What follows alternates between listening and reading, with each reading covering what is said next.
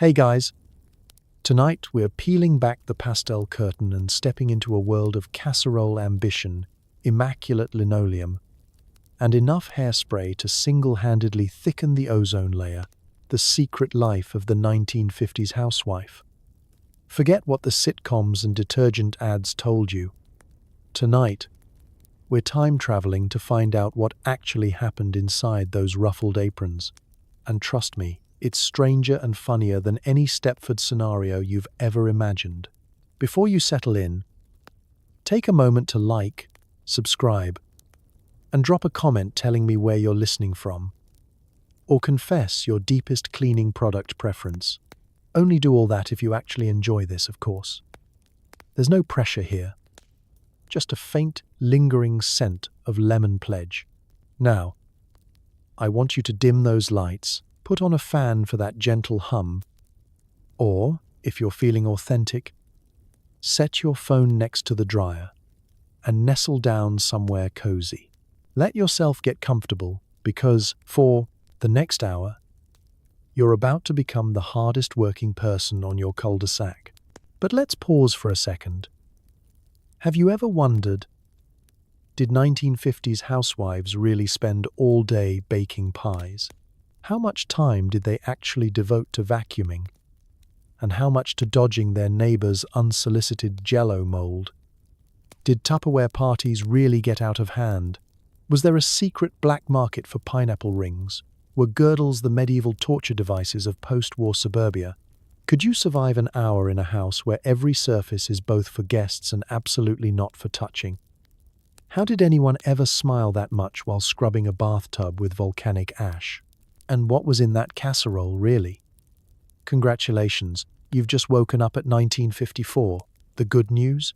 You're the queen of your own domestic kingdom. The bad news? The kingdom expects a full roast. Hospital corners on the sheets, and no visible dust. Welcome to a day in the life of a real 1950s housewife. Roll up those sleeves. There's a lot of leisure to get through. It's 6 a.m., and your alarm isn't a smartphone, but a perky high-stakes rooster on the AM radio. You spring from bed, well, you try, with the reflexes of someone who has memorized every creak in the floorboards and knows that breakfast has a dress code. The very first thing you notice. The house is cold. Not turn up the thermostat cold, but run and grab your robe before the linoleum bites your toes cold. Your feet slap the floor with military precision because, in the kingdom of suburbia, the first foot on the ground wins the hot water. The AM radio, blaring with a cheerful jingle and a perky voice reminding you to start your day the atomic way, is your morning drill sergeant. The commercials promise a future full of flying cars. But right now, your immediate future is a race against the coffee percolator's stubborn gurgle. You shuffle to the bathroom, performing a synchronized routine straight out of a Cold War ballet. Brush, rinse, hair set, and eyebrows forcibly encouraged into an arch of optimism. The mirror is merciless. It reflects not only your sleep-crushed curls, but the very real knowledge that, in this era, leaving your bedroom without a presentable face is considered a crime against both God and Betty Crocker. So you attack your hair with rollers and hairspray, ready to fog up half the county, and single-handedly fuel the space race. Lipstick on, one shade.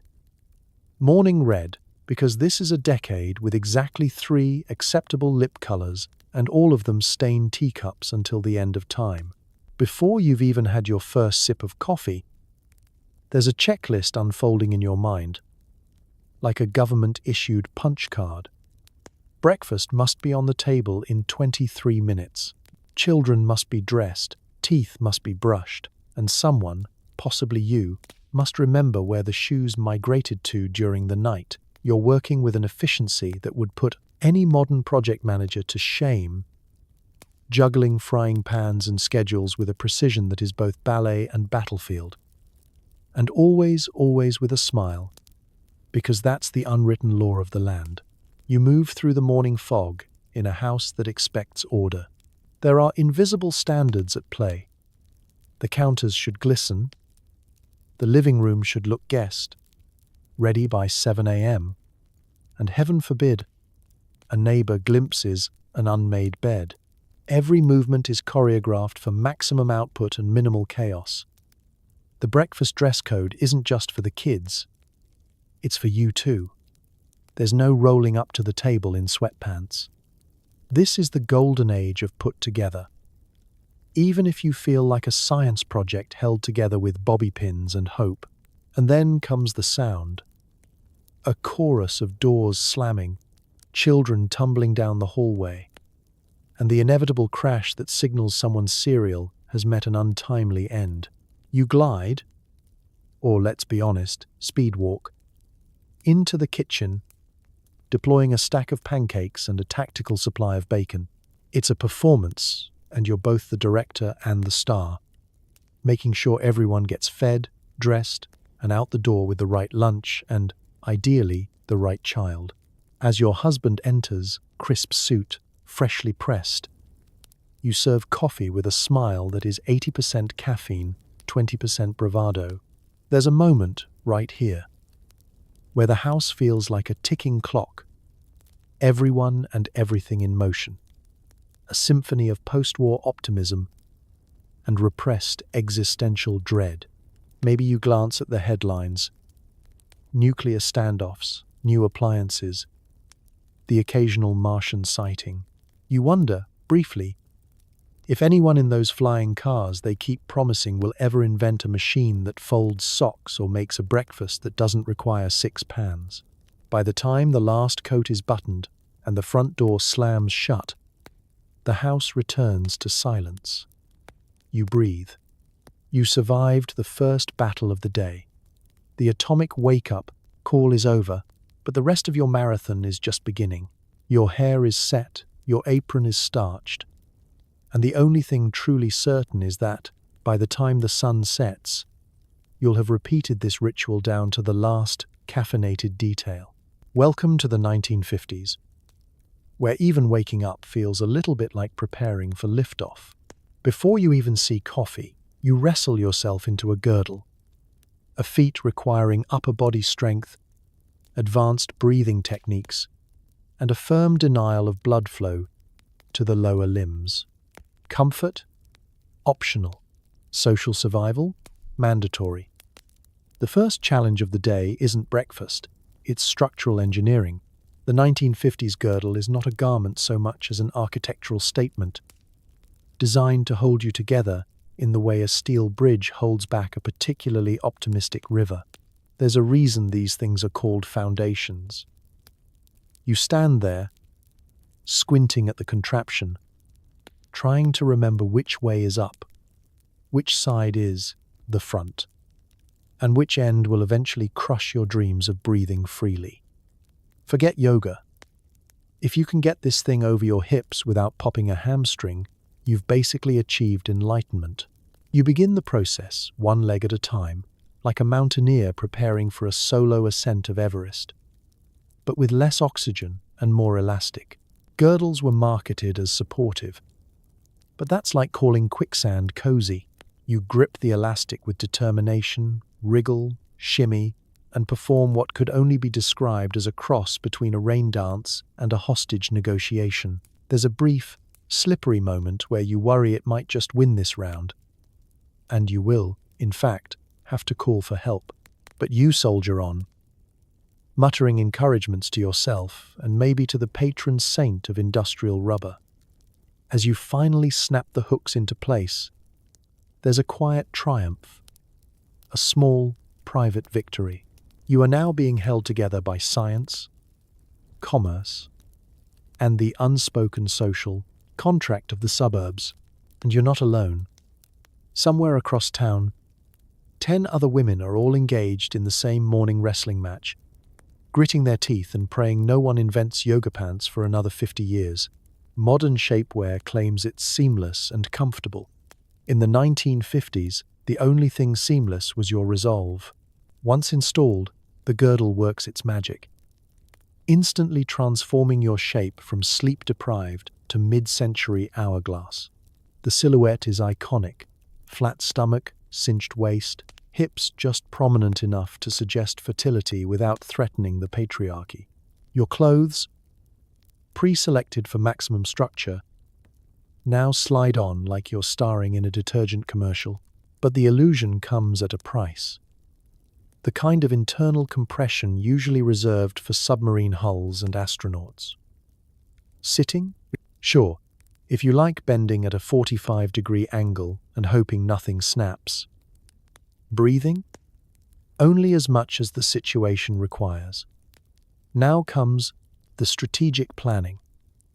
Every move for the rest of the day will be carefully choreographed to avoid wardrobe malfunction and prevent your organs from attempting a prison break. You develop a sixth sense for low furniture, stairs, and children approaching at high speed. Getting into the car requires a maneuver known only to 1950s housewives and contortionists. You bend, you glide. You hope no one can hear the faint creak of elastic under strain. Why do you do it? Because you must. The stakes are high. You live in an age where being put together is not a preference, but a non-negotiable social requirement. One unsmooth silhouette, and it's whispered about at the beauty parlor for weeks. Housewives don't sweat. They glow. But if anyone ever glowed hard enough to melt a synthetic fabric, it's someone wearing a girdle in August. As the day unfolds, you develop a wary respect for this technological marvel. Yes, it's oppressive. Yes, it's uncomfortable. But in a strange way, it's also armor. A literal barrier against the judgmental stares of Mrs. Miller and the existential dread that you might someday be frumpy. You even start to take a kind of pride in your ability to function under pressure. A pressure measured not in PSI, but in the determined set of your jaw and the careful arch of your eyebrows. When evening finally comes and you peel yourself out of the girdle, gently, reverently, as though deactivating a Cold War bomb, there's an immediate rush of relief, blood, and hope. For a brief, glorious moment, you can move, breathe, and remember what it feels like to be an uncorseted mammal. But you know, deep down, you'll do it all again tomorrow. In the 1950s, comfort is fleeting, but a smooth silhouette is forever. You glide, hobble, into the kitchen, determined to deliver a hearty American breakfast. Eggs, bacon, pancakes. Because apparently, cholesterol is for the weak, and so is portion control. The kitchen, at this hour, is less domestic haven and more culinary battleground. The coffee percolator huffs and burbles on the counter like a locomotive fueled by the dreams of tired women everywhere. The fridge hums with a barely suppressed sense of dread, knowing that you're about to strip it of every egg, slab of bacon, and suspicious-looking jar of marmalade it contains. The sun is barely up, but your work is already cut out for you. In the 1950s, breakfast is not an afterthought. It is the opening ceremony, a display of household competence and motherly devotion. Even the dog is watching to see if you'll burn the toast again. You get to work, cracking eggs into a skillet with one hand while flipping pancakes with the other.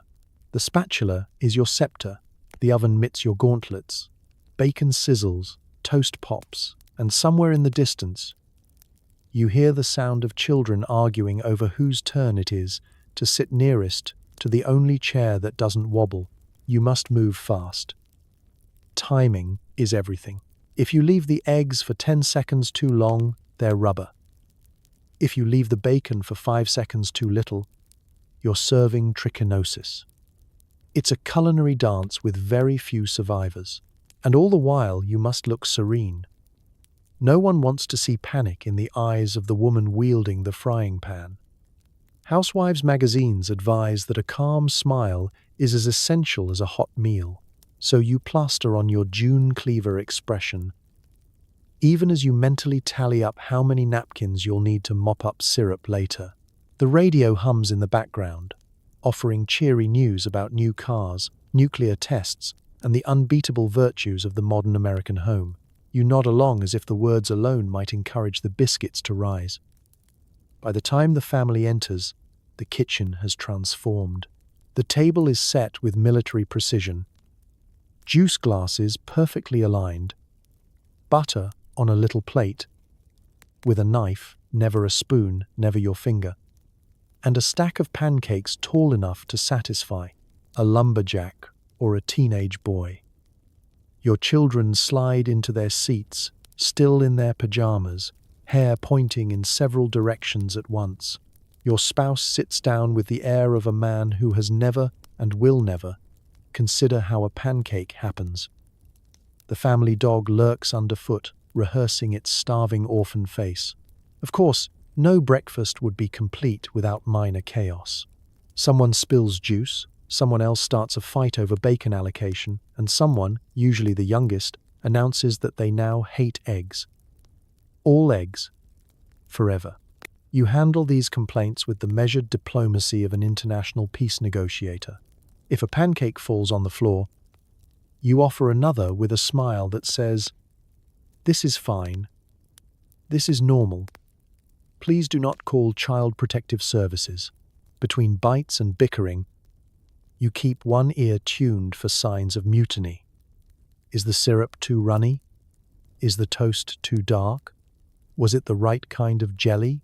The answer, of course, is never a resounding yes. But in the 1950s, breakfast isn't about personal satisfaction.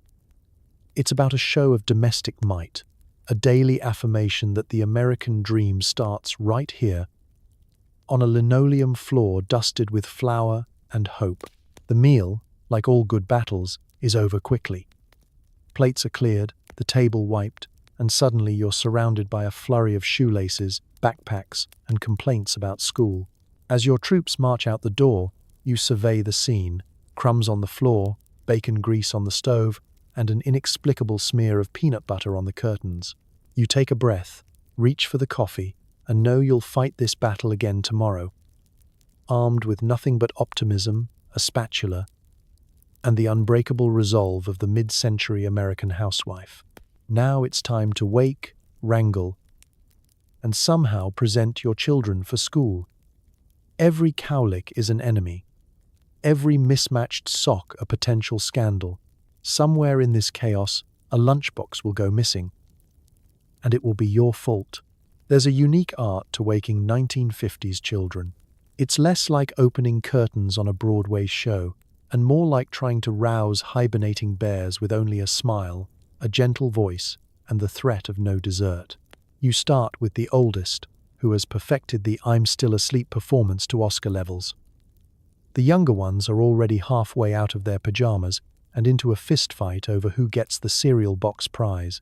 Your maternal authority is tested before sunrise. You know the drill. Every head must be brushed, every tooth accounted for, every shirt tucked with military precision.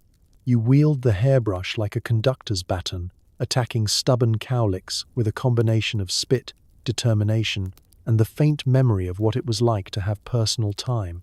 There is always one child who claims their socks itch, another who has lost one shoe. Not both, never both, and at least one who swears today is Crazy Hat Day. Despite all evidence to the contrary, you lay out outfits with the strategic planning of a NASA launch. Collared shirts, pleated skirts, suspenders, all must be stain-free and freshly ironed. Wrinkles are not just a laundry issue. They're a commentary on your parenting, your values, and possibly the stability of Western civilization. There's no such thing as good enough. In the 1950s, children are expected to leave the house looking like tiny ambassadors for the family brand. Lunchboxes are the next challenge. You pack sandwiches, fruit, and maybe a cookie. Never two. Discipline is important. The sandwiches are carefully cut, crusts optional depending on the phase of the moon or the last PTA meeting. You include a cheery note, hoping it will survive the melee of the playground. Inevitably, someone can't find their lunchbox, even if it is literally in their hand. This is where your psychic abilities come in handy. You're expected to know where everything is, at all times, even things that do not exist in the material world. Next, it's time for the shoe roundup. This involves crawling under beds, sifting through coat piles, and offering silent prayers to the household gods of lost things. You find shoes in the laundry, behind the couch, sometimes inside a cereal box. Don't ask. Matching socks are a dream never quite achieved, but you fake it with enough confidence that nobody notices, except maybe Mrs. Wilson next door, who keeps a ledger of your laundry infractions. And then, the final inspection. You line the children up, smoothing collars and checking faces for stray toothpaste, breakfast crumbs, or unexplainable bruises. The standards are high. Every face scrubbed, every nose wiped, hair gleaming with the combined efforts of pomade and maternal desperation. You send them to the bathroom for one last check, where they manage to untuck everything you just tucked and somehow emerge with a new stain.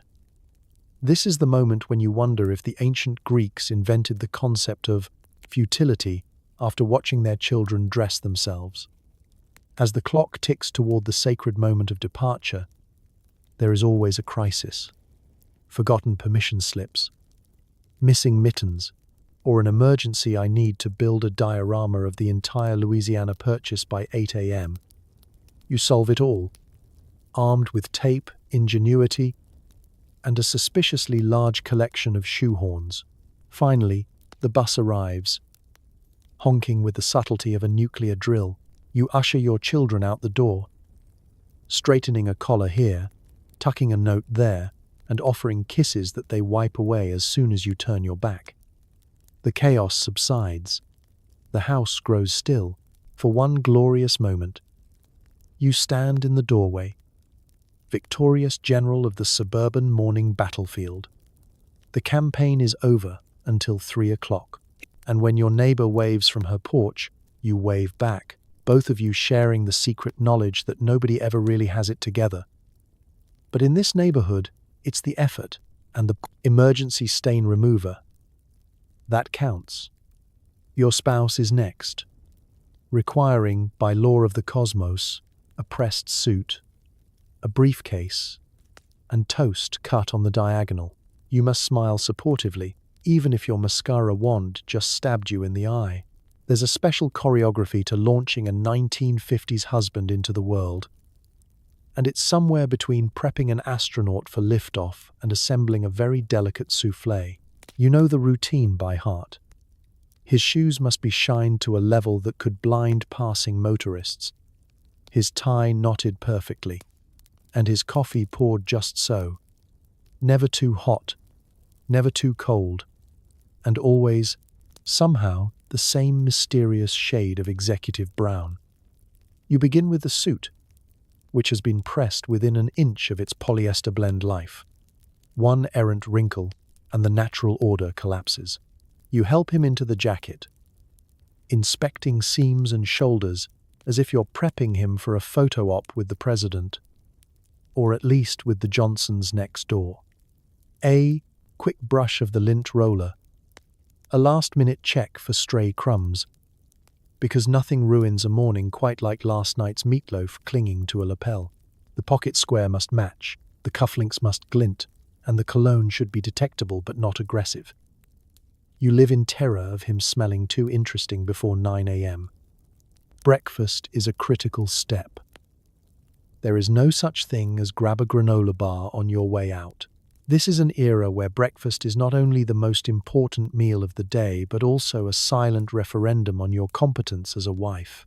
You present eggs with military precision, pour juice with a steady hand, and arrange the toast, always on the diagonal, because apparently, squares are for communists.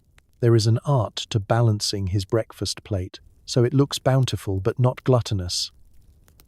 And crucially, nothing touches anything else. While he eats, you engage in polite, supportive conversation. Nothing too heavy. The Dow Jones, the weather, perhaps a gentle reminder that the car needs an oil change. Your tone must be soothing and breezy, even if you've just discovered the dog has eaten someone's history homework and there's a glob of mascara threatening to take up permanent residence on your eyelid. Complaints are not part of the menu. You are a cheerleader, a secretary, and a crisis manager, all rolled into one. As the clock ticks down to departure, the routine ramps up. You hand him his briefcase, a perfectly packed black box of American ambition. You have, by now, memorized its contents. Pens, pocket notebook, mysterious files, and probably a bologna sandwich wrapped with more care than most international shipments. His hat is waiting by the door, brim dusted and ready for action. You fetch his coat and umbrella. In case of rain, or light drizzle, or a 3% chance of cloudiness, and remind him where he left his car keys, even though he's looked in the same spot 4 times. There's always a last-minute scramble. Maybe a button comes loose. Maybe the sports section has gone missing. Maybe he's misplaced the one report he actually needs. You respond with the calm efficiency of a nuclear technician, fixing what needs to be fixed, finding what needs to be found, all while keeping one eye on the clock and the other on your rapidly cooling coffee. And then, at last, the front door opens. You send him off with a smile, a kiss on the cheek, public displays of affection, just enough to be charming, never scandalous, and a gentle warning to drive safely. He walks out, a pillar of suburban stability, ready to conquer the world, or at least the office supply closet. You watch him go, taking a small, secret pride in the knowledge that if anyone asks how he manages it all, the answer is standing in the kitchen, quietly wrestling with a mascara wand and the toast crumbs he left behind. As the door closes, you exhale, bracing yourself for the day ahead. You've launched your husband into orbit, crisp, caffeinated, and properly accessorized. Now, at last, you can take a moment to breathe, to finish your coffee, and to marvel at the fact that, before 8 a.m., you've already performed 3 miracles and a minor act of breakfast diplomacy. Welcome to the glamorous, invisible machinery behind every successful 1950s man. One very awake, very competent housewife. Breakfast cleared, it's on to dishes. But don't just wash. You must make the counters gleam so fiercely that the neighbors can see their reflection and question their own life choices. Welcome to the post-breakfast workout, also known as kitchen calisthenics, a full-body, high-intensity routine involving suds, muscle memory, and the silent judgment of every imaginary visitor who might, at any moment, peer through your window and gasp at a water spot. The battle isn't just against grease, it's against the creeping suspicion that Mrs. Miller next door really does come over just to check the shine on your pros. Stainless steel. You start with the dishes, stacked precariously beside the sink, a monument to the hearty American breakfast and the unspoken rule that every meal must generate at least 3 times as many dirty plates as there are people present. The water runs hot, the soap bubbles rise, and you don your rubber gloves like a surgeon about to perform a life-saving operation on a pan that will, in all likelihood, never truly be clean again. Every plate is a mini-boss battle.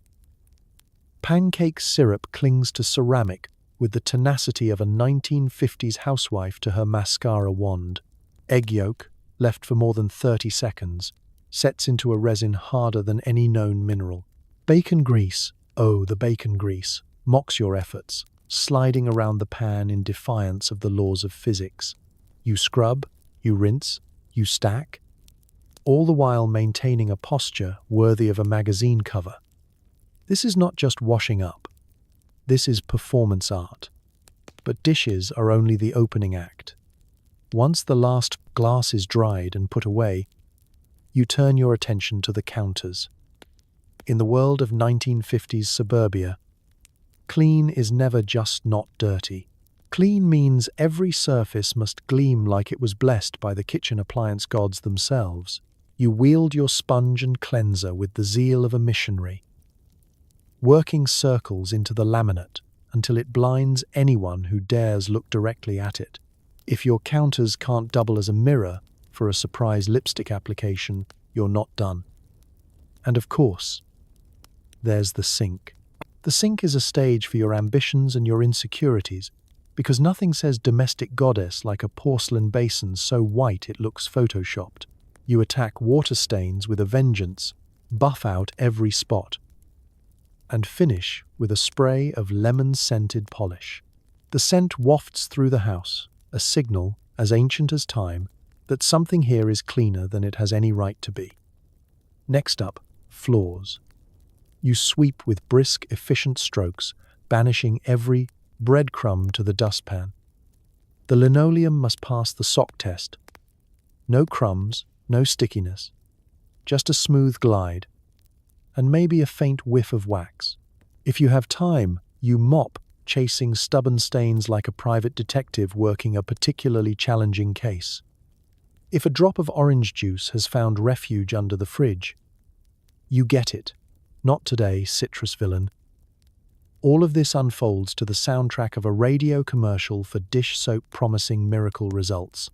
You wonder idly what sort of miracle it would take to clean the rest of the house with one swoop of a wand. But you soldier on, fueled by coffee and the invisible competition to have the shiniest house on the block. Occasionally, you pause to survey your domain. The kitchen sparkles. The air tingles with the scent of lemon and righteous accomplishment. And, for one shining moment, you almost believe the advertisements. A clean home is a happy home, or at least a home where you won't be haunted by the ghost of your mother-in-law popping in for a surprise visit. As you hang up the dish towel with a flourish, you allow yourself a brief moment of satisfaction. The kitchen is ready for the next round. Lunch, snacks, a neighbor dropping by just to say hello, and then subtly checking your stovetop for dust. You've completed kitchen calisthenics, survived another round in the arena, and your counters are now so clean that, if the Cold War gets any colder, you could probably signal for help using nothing but the reflection off your sink. You take a deep breath, straighten your apron, and move on.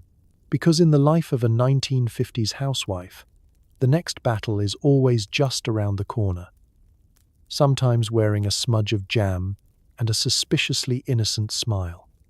The laundry pile is neither alive nor dead. It simply is, like a household deity. You sort, soak, scrub, wring, and hang, if you're lucky, outdoors where the breeze smells faintly of grass, cigarettes, and existential dread. Every era has its great unanswerable questions. What is the meaning of life?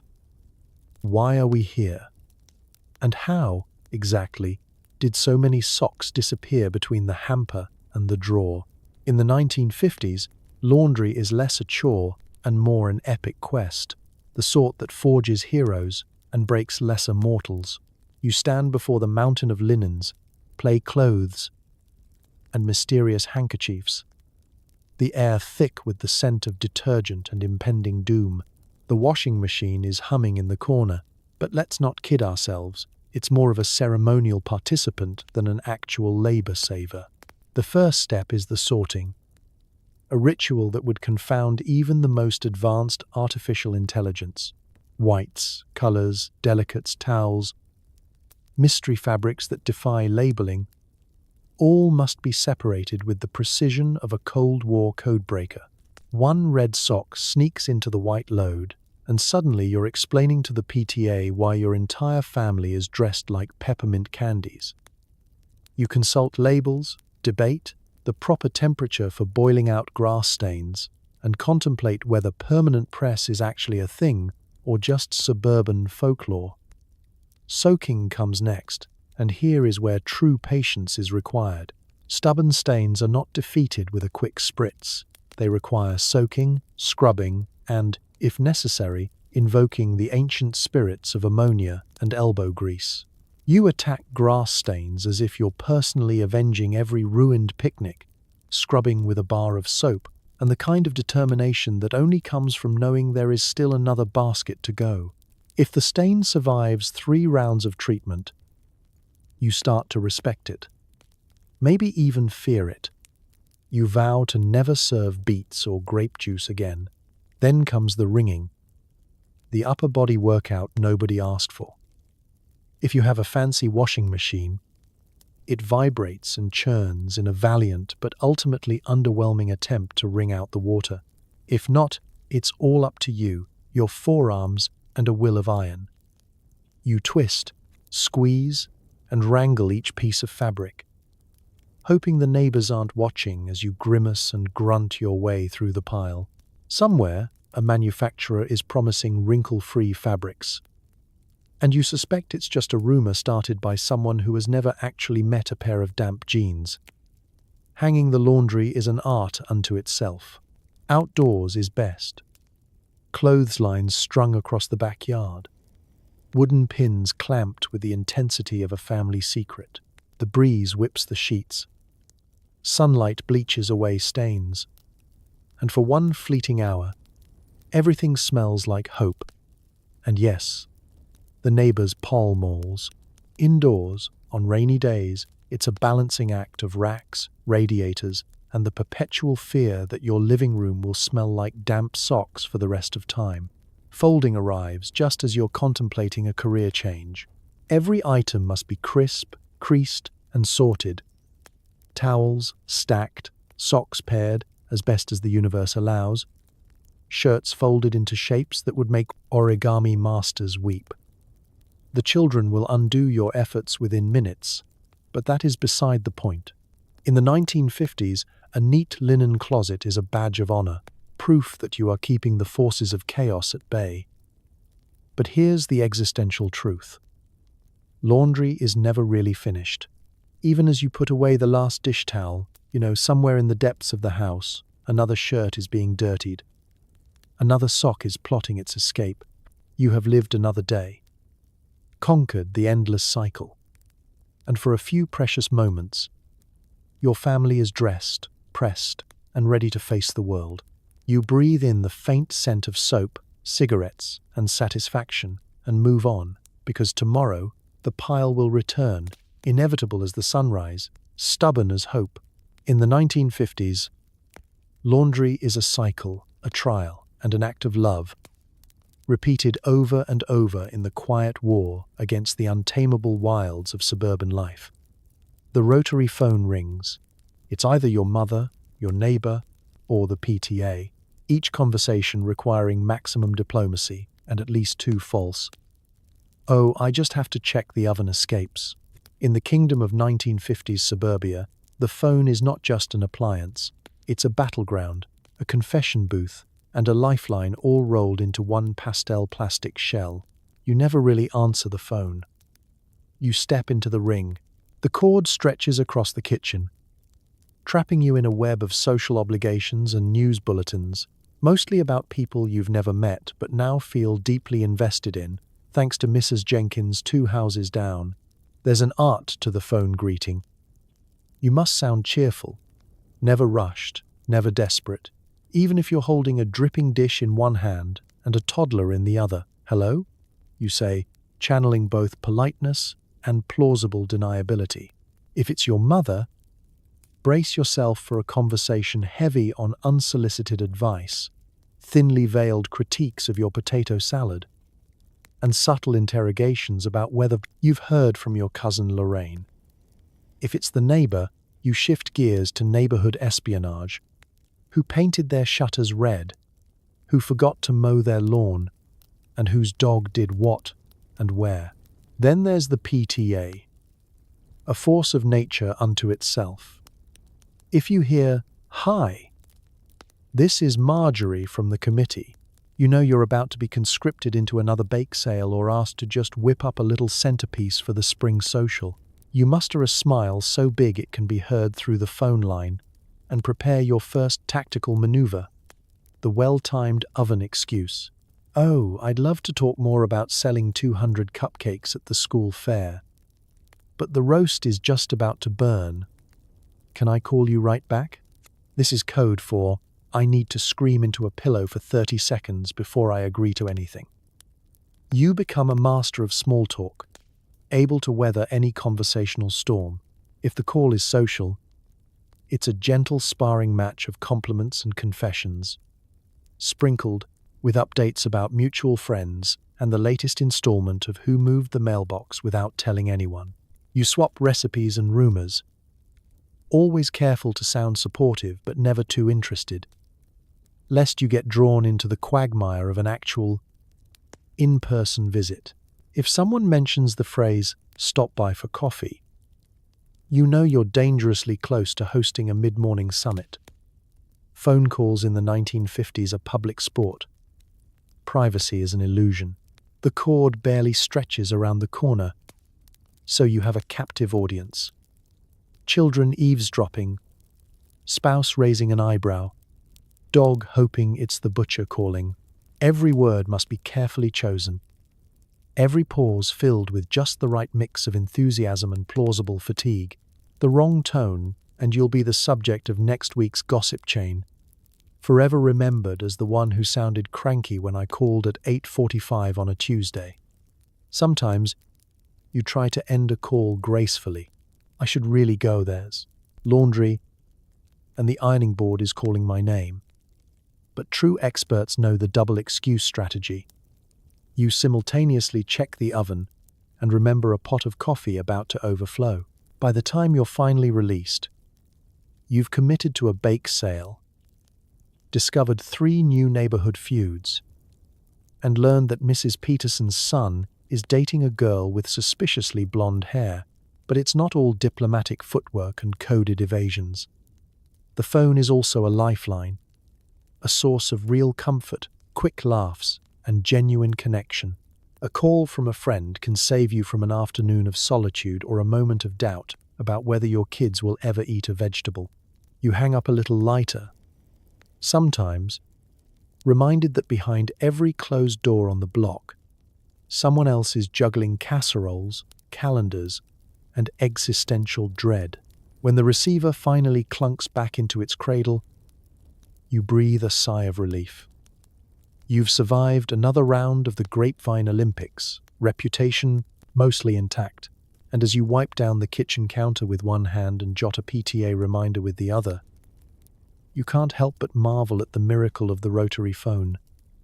A device capable of causing both chaos and connection, one carefully curated conversation at a time.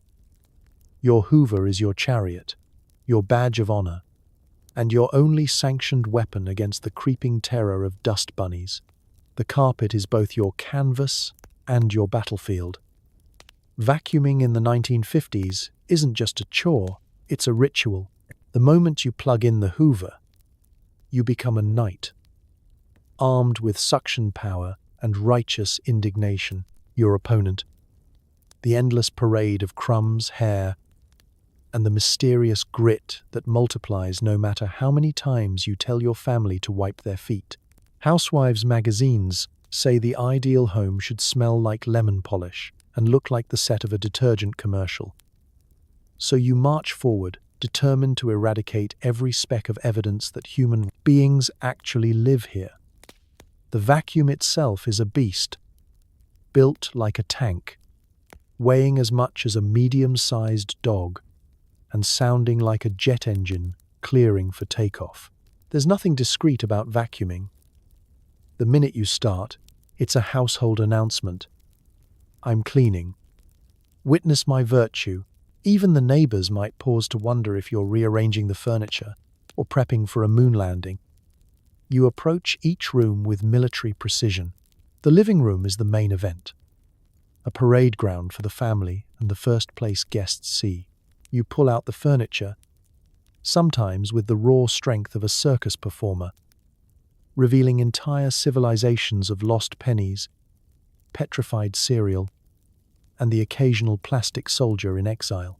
Each pass of the Hoover is an exercise in strategy. Slow, steady, overlapping lines, creating that telltale freshly vacuumed pattern. If you finish and the pile is smooth, you pause for a moment of silent satisfaction.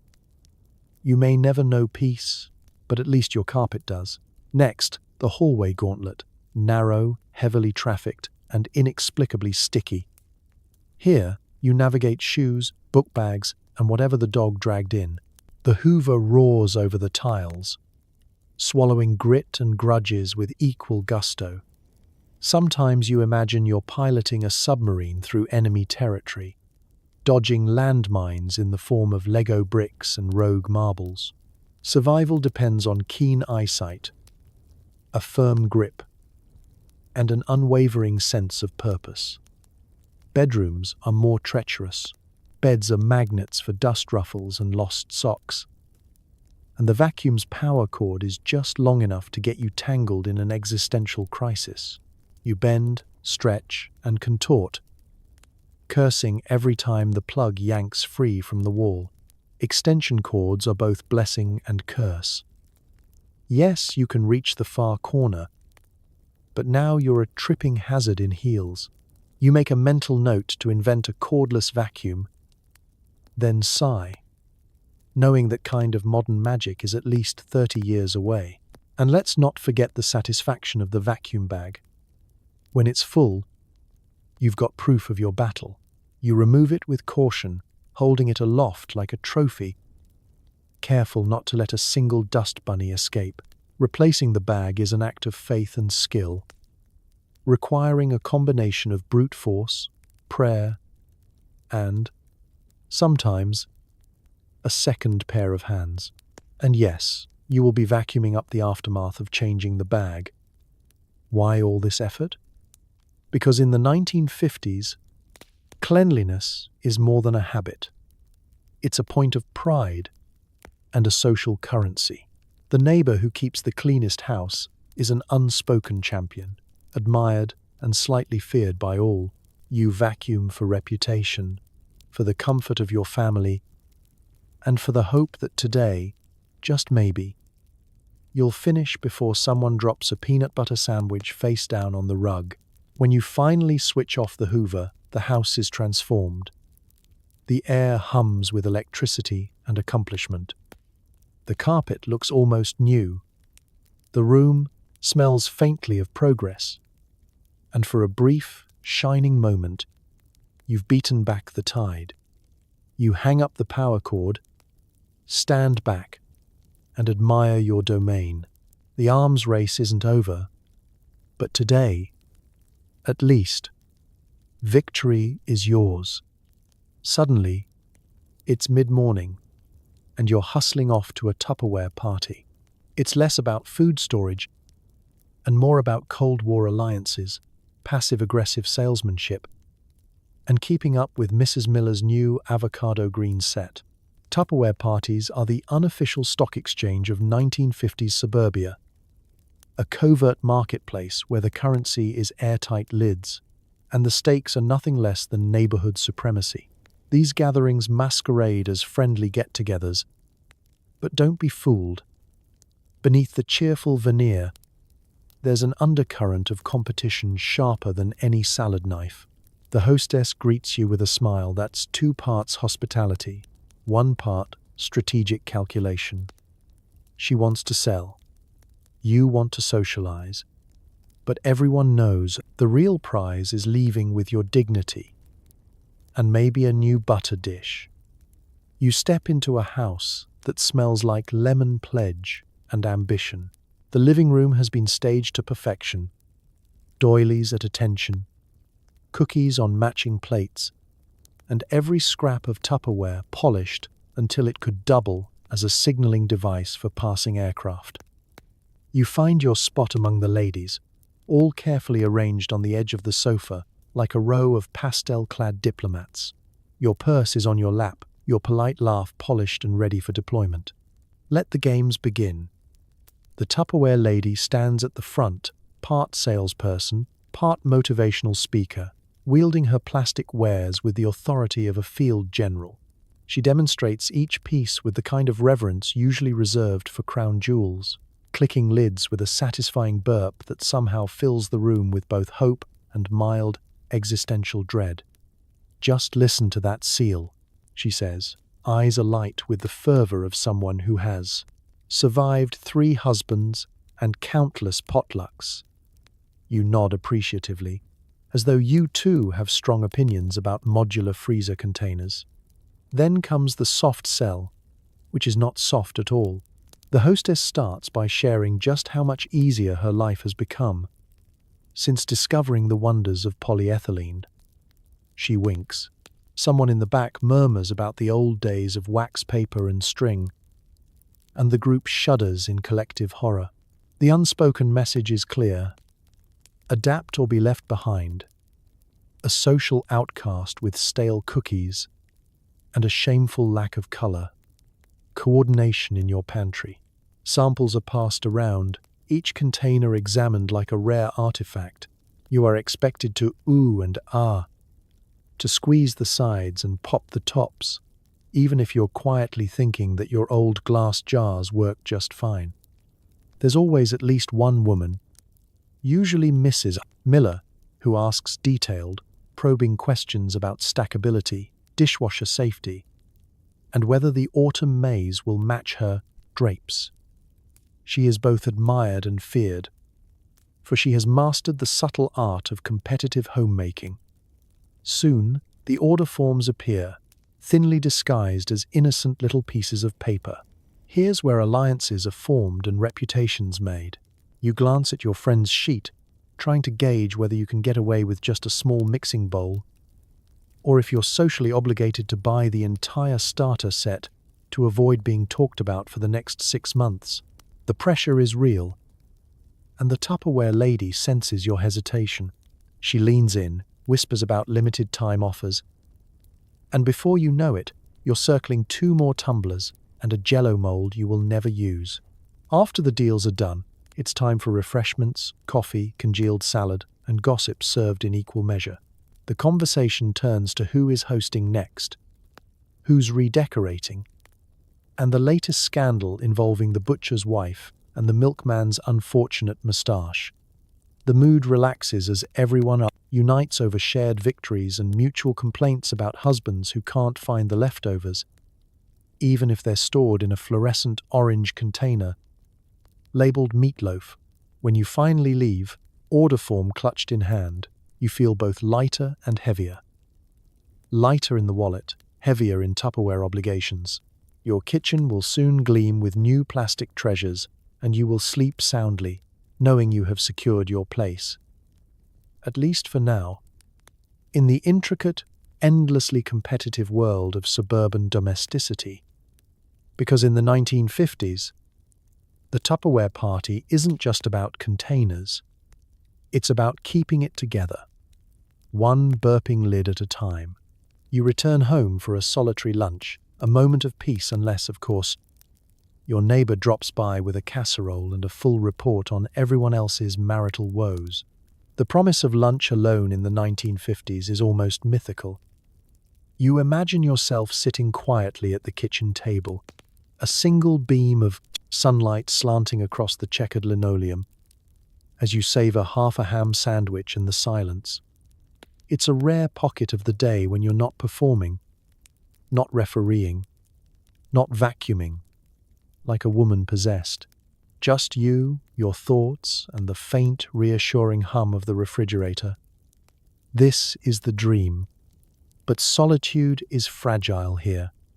The universe, or at least your street, abhors a vacuum. There's always a knock at the door, or worse, a polite face peering in the window as you take your first bite. Mrs.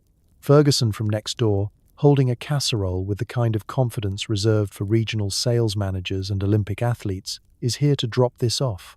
Translation: you're about to receive both sustenance and a comprehensive oral history of her daughter's engagement ring, which may or may not be a cubic zirconia.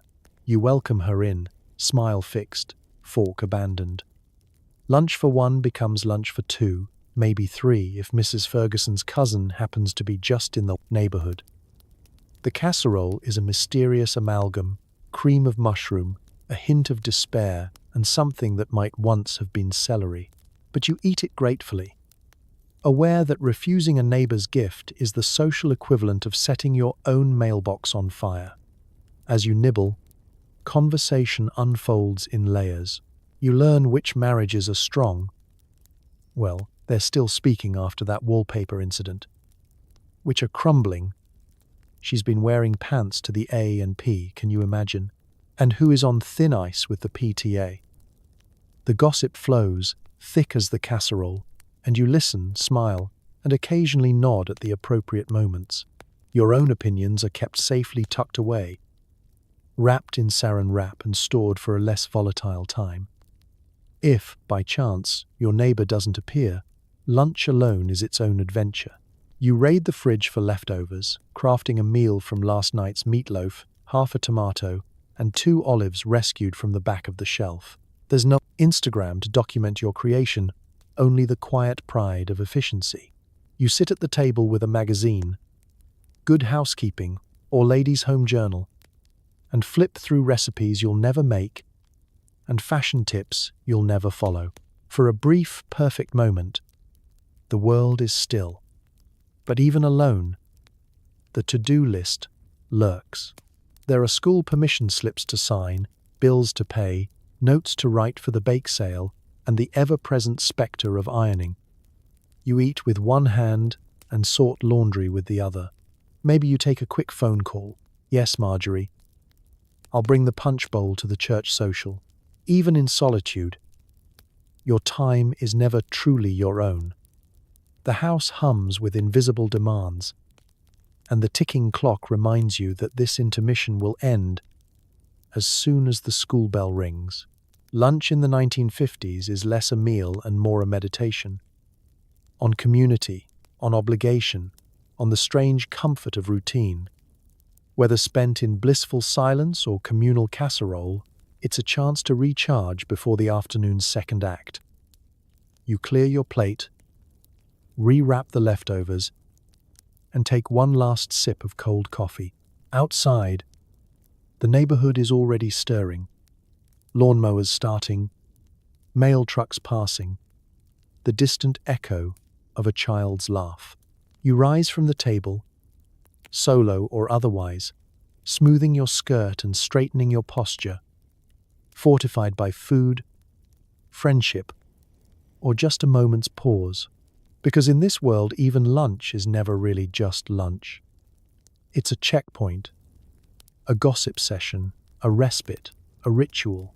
You gather the dishes, check the clock, and know that no matter how you spent it, you'll look back on this half-hour oasis as a small miracle of the everyday. By noon, you're re-cleaning what you already cleaned. Because the greatest threat to your home's reputation is the possibility someone might drop in unannounced and find a single streak on the mirror. There's a unique 1950s anxiety that no modern security system can match. The lurking dread that your doorbell will ring, and on the other side will be Mrs. Miller, clipboard in hand, just dropping by to deliver a recipe and perform a silent forensic analysis of your baseboards. This is why, even after a morning spent vacuuming, polishing, and mopping, you find yourself retracing your steps, sponge in hand, scouring the same surfaces you just conquered. It's a Sisyphean ritual. The dust you wiped from the mantle 2 hours ago has, impossibly, returned. As if it's unionized and working shifts, you walk from room to room, hunting for fingerprints, water rings, or heaven forbid, a lone rogue crumb. Your eyes become microscopic, trained to spot what mere mortals never would. A faint ring on the coffee table, the shadow of a smudge on the fridge, a cushion that has dared to migrate even an inch off-center. In this era, perfection isn't just an aspiration, it's the bare minimum. The mirror in the hallway becomes your white whale. You know, with a kind of supernatural certainty that someone will glance at it and immediately see the single streak you missed. So you spritz, polish, and squint from 5 different angles. inspecting your reflection for both cleanliness and signs of encroaching madness. When the glass finally passes muster, you allow yourself a nod until a child's fingerprint magically appears 2 seconds later, as if summoned by ancient housewife curses. Bathrooms get a second sweep. Towels are fluffed, soap dishes wiped, and you run a critical eye over the toilet seat for any evidence of splatter or sibling sabotage. The guest hand towel is strictly for guests, and you'd sooner declare bankruptcy than allow your own children to use it for actual hand drying. The sink must be spotless, toothpaste blobs banished, and the bath mat aligned with laser precision. You pause to consider the effort to impact ratio, then remember the time Mrs. Ferguson just popped in and spent 10 minutes staring at your grout. The living room receives a similar treatment. Cushions plumped, magazines fanned with mathematical precision, and every lampshade tilted at the scientifically determined pleasant angle. Coffee tables are wiped for the 3rd time, just in case. You realign picture frames, dust the figurines, and rescue a stray penny from under the couch, pocketing it like a badge of honor. A quick glance out the window reveals a suspicious shadow. False alarm, just the mailman. But your heart skips a beat anyway. If you have a moment left, you attack the kitchen. Counters are wiped again, dishes stacked with Tetris-like finesse, and the trash discreetly tied up, lest anyone suspect you produce actual garbage. The refrigerator door gets a final polish, because everyone knows surprise guests love to lean on it while sharing news of their second cousin's gallbladder surgery. The floor gets a spot mop, and you double-check the fruit bowl, rearranging the apples so the shiniest ones are on top. Midday.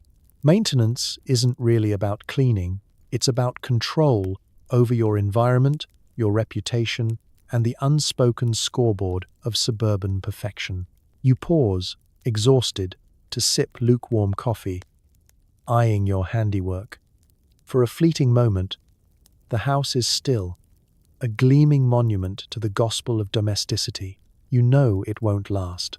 Someone will burst in with muddy shoes, a rogue dust bunny will emerge from exile, and your neighbor will inevitably drop by.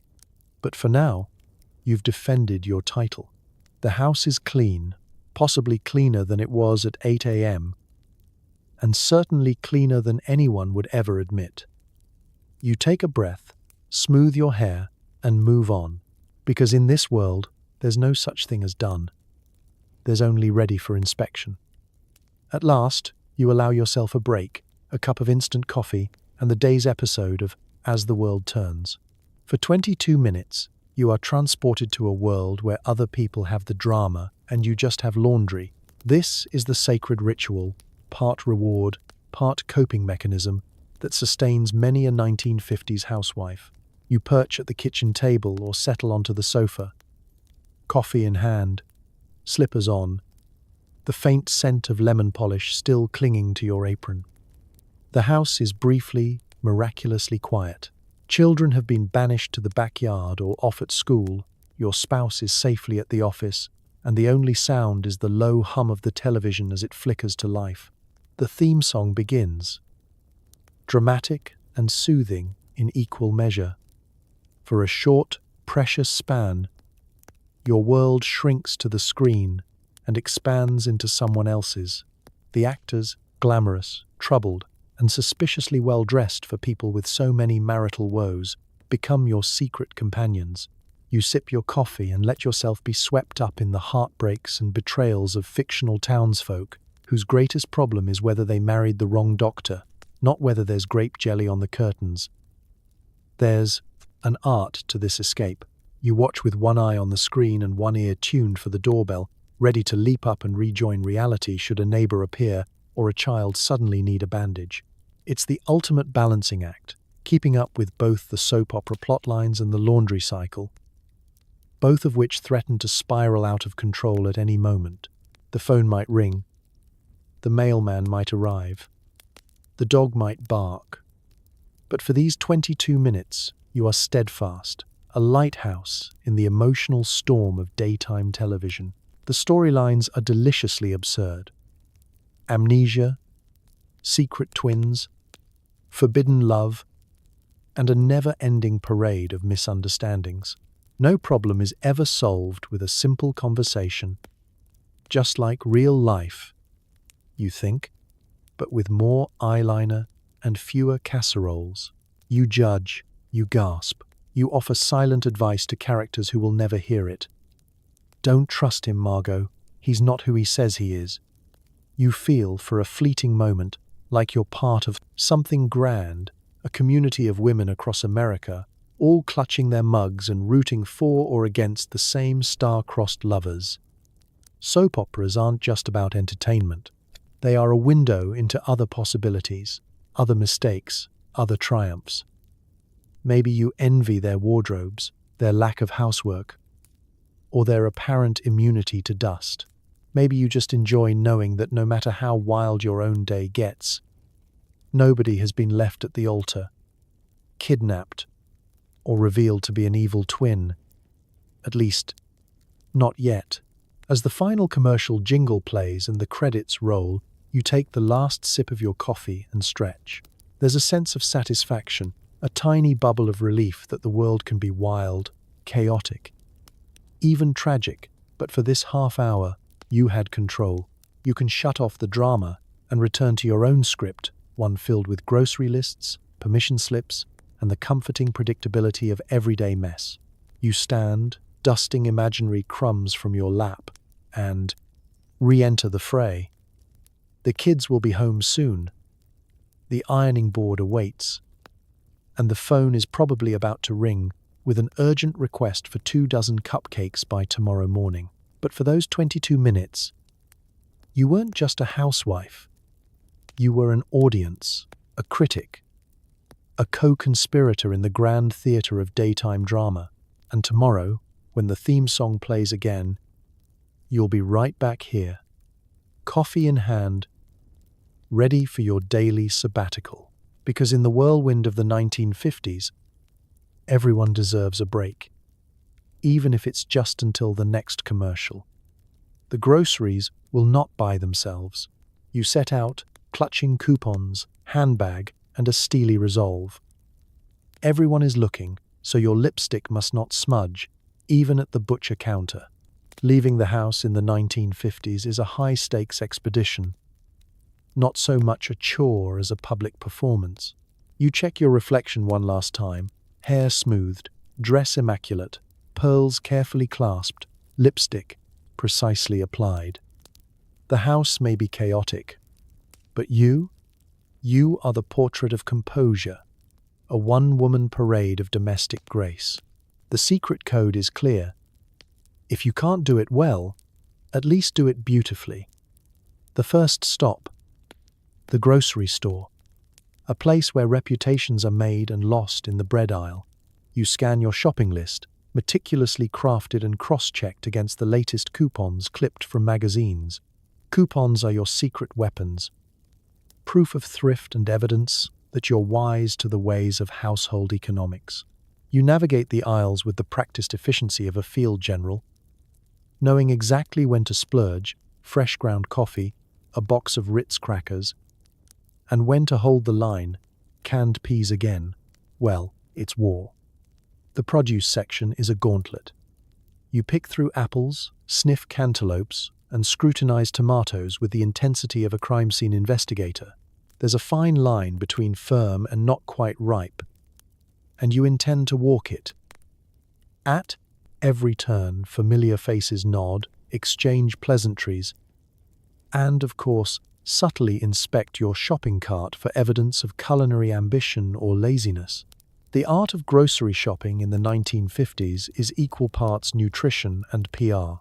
And then, the butcher counter, a social arena where only the strong, or at least the well-prepared, survive. You smile at the butcher, engaging in light banter about pork chops and pot roast while maintaining perfect posture and an unbroken lipstick line. This is a dance, and everyone knows the steps. You feign dismay over the rising price of beef, knowing full well that Mrs. Ferguson, 2 spots behind you, is taking notes for her next phone call. You accept your wrapped package with a smile and a silent prayer that nothing leaks through the paper before you reach the car. Next, perhaps the bakery, where you eye the fresh bread, debating whether to splurge on something crusty and artisanal or stick to sandwich loaves that last a full week. A brief detour to the dairy section for milk and butter.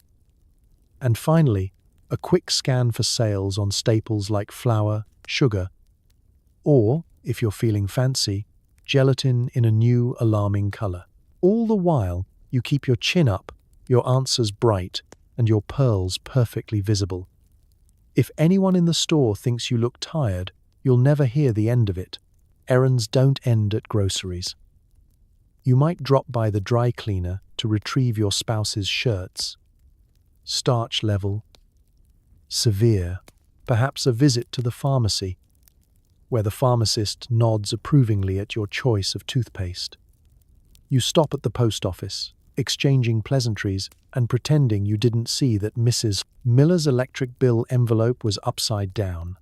These are all carefully orchestrated moments in the daily ballet of neighborhood life, where every outing is equal parts necessity and social checkpoint. By the time you return home, arms loaded and lipstick miraculously intact, you're tired but triumphant. The pantry will be full, the dinner plan will be in motion, and crucially, your reputation remains unblemished. You unload the bags, smooth your dress, and glance at the clock, already planning the next sortie. Because in the world of the 1950s housewife, even grocery shopping is a performance. One where the world is your stage, your neighbors are your critics, and your pearls are your armor. You may only be buying bread and butter, but you're also buying time, peace, and a little bit of respect in the ever-turning carousel of suburban life. Dinner prep begins before lunch is even digested. What can you make with 2 cans of soup, leftover ham, and something in the back of the fridge that might have been cheese? The possibilities are endless. The appetites are not. Casseroles are the unsung heroes, and sometimes the unidentifiable villains of the 1950s kitchen. They are both a creative exercise and a survival strategy, designed to stretch $1, a leftover, and the boundaries of good taste. You open the pantry and gaze upon your arsenal: cream of mushroom soup, elbow macaroni, canned peas, and the ever-present, vaguely alarming pimentos. It's less a meal and more an edible experiment, a chance to play culinary roulette where the only certainty is that dinner will be hot and probably beige. You start by assembling your base. The rules of casserole construction are simple. Something starchy, something creamy, something salty, and something, in theory, that once grew on a vine or ran through a field. Last night's ham, diced into heroic little cubes, is joined by a cup of macaroni, boiled until just past al dente, and squarely into the land of structurally questionable. Into the pot goes the soup, a thick, gloppy marvel of modern food science, promising to bind everything together with the power of sodium and nostalgia. The cheese, whatever it is, whatever color it has become, is bravely shredded and mixed in, lending the entire concoction a tang of mystery and a hope that it will, once baked, develop that all-important golden crust. You sprinkle breadcrumbs or crumbled potato chips on top for texture, and maybe toss on a handful of frozen peas for color, as if to reassure the family that, yes, this meal contains actual vegetables. You don't remember when casseroles became synonymous with balanced diet, but you suspect it was around the time someone discovered how to hide lima beans under melted cheddar. As you stir, you're reminded that every casserole has a secret ingredient: improvisation. The recipe might call for sour cream, but you're fresh out, so mayonnaise steps in like an understudy who learned all the wrong lines. If you're feeling bold, you might add a splash of Worcestershire sauce or a suspiciously retro packet of onion soup mix. Spices are less about flavor and more about hope. A pinch of paprika or a dash of pepper is enough to keep things interesting and your family guessing. The finished dish is transferred to your trusty Pyrex, a vessel as indestructible as your optimism. You slide it into the oven, set the timer, and wipe your hands with the weary pride of someone who just MacGyvered dinner out of the least promising parts of the refrigerator. The aroma that soon fills the kitchen is oddly comforting. Salty, starchy, and reminiscent of every potluck you've ever attended. It's a scent that signals, if nothing else, that dinner will be ready on time and that nobody will leave the table hungry. And then comes the unveiling. You serve the casserole with a flourish, hoping the golden crust distracts from the slightly alarming texture beneath. The family gathers, spoons poised, eyes wary. The first bite is met with a mixture of relief and resignation. It's hot, it's filling, and it's almost certainly better than last Thursday's tuna surprise. Someone might ask, "What's in this?" But you respond only with a mysterious smile and a gentle eat before it gets cold. Casseroles are more than food. They're the edible embodiment of the 1950s housewife's creativity, thrift, and sheer determination. They're proof that you can make something from almost nothing, that a meal doesn't have to be perfect to be loved, and that sometimes the best ingredient is simply making do. As you clear the plates and contemplate tomorrow's mystery, you take comfort in the knowledge that, in a world of uncertainty, there will always be another casserole waiting to be invented. The kids burst in after school, shedding shoes, coats, and emotional baggage. You must referee, mediate, and ensure at least one of them does their homework and no one eats the glue. If the morning was a slow boil, the hours after 3 p.m. are a full rolling thunderstorm. The front door swings open with all the subtlety of a tornado siren, and suddenly the peace of your mid-afternoon routine is shattered by a tidal wave of noise, snack requests, and unidentifiable smells. Shoes are flung with Olympic enthusiasm, coats dropped in a trail from the doorway to the nearest chair, and the backpack, emptied in the middle of the living room like a piñata full of paperwork, sandwich crusts, and what may be the lost homework assignment from last September. Your first job, triage. Who is crying? Who is fighting? And who has brought home a very important note from the teacher that's been marinating in the bottom of a lunchbox for a week? You move with practiced speed, separating siblings who are locked in mortal combat over a comic book, retrieving a math sheet before it gets colored with jam, and extracting a mysterious substance from someone's hair. You've become part detective, part field medic, and part United Nations peacekeeper. The after-school snack ritual is its own minor production. You field a barrage of preferences and demands. Can I have peanut butter crackers? Do we have cookies? Is there any gel? Oh, left? Someone always wants something you don't have, and someone else always wants what you do, just not the crusty part. You serve up apple slices, saltines, or, if the stars align, the last square of leftover brownies. Each plate is carefully portioned, not out of nutritional science but in the hope of avoiding a snack-based mutiny. Now comes the homework gauntlet. One child insists he doesn't have any. Another has so much it could only have been assigned as punishment for a crime against humanity. You direct traffic at the kitchen table. Pencils are found, erasers rescued from under the fridge, and the search for the sacred glue stick begins anew. You supervise spelling lists, untangle subtraction problems, and attempt to explain why show your work doesn't mean scribble on the back of your hand. Every so often, You catch someone trying to sneak the dog a piece of construction paper or attempting to taste test the paste. You intervene with the resigned authority of someone who's seen this before and will, without a doubt, see it again. Meanwhile, emotional baggage is also unpacked. Someone's best friend hates them forever. Until tomorrow, someone else lost a mitten, had a bad hair day, or got picked last for kickball. You listen, soothe, and dispense sage advice with the gentle touch of a psychologist and the efficiency of a short-order cook.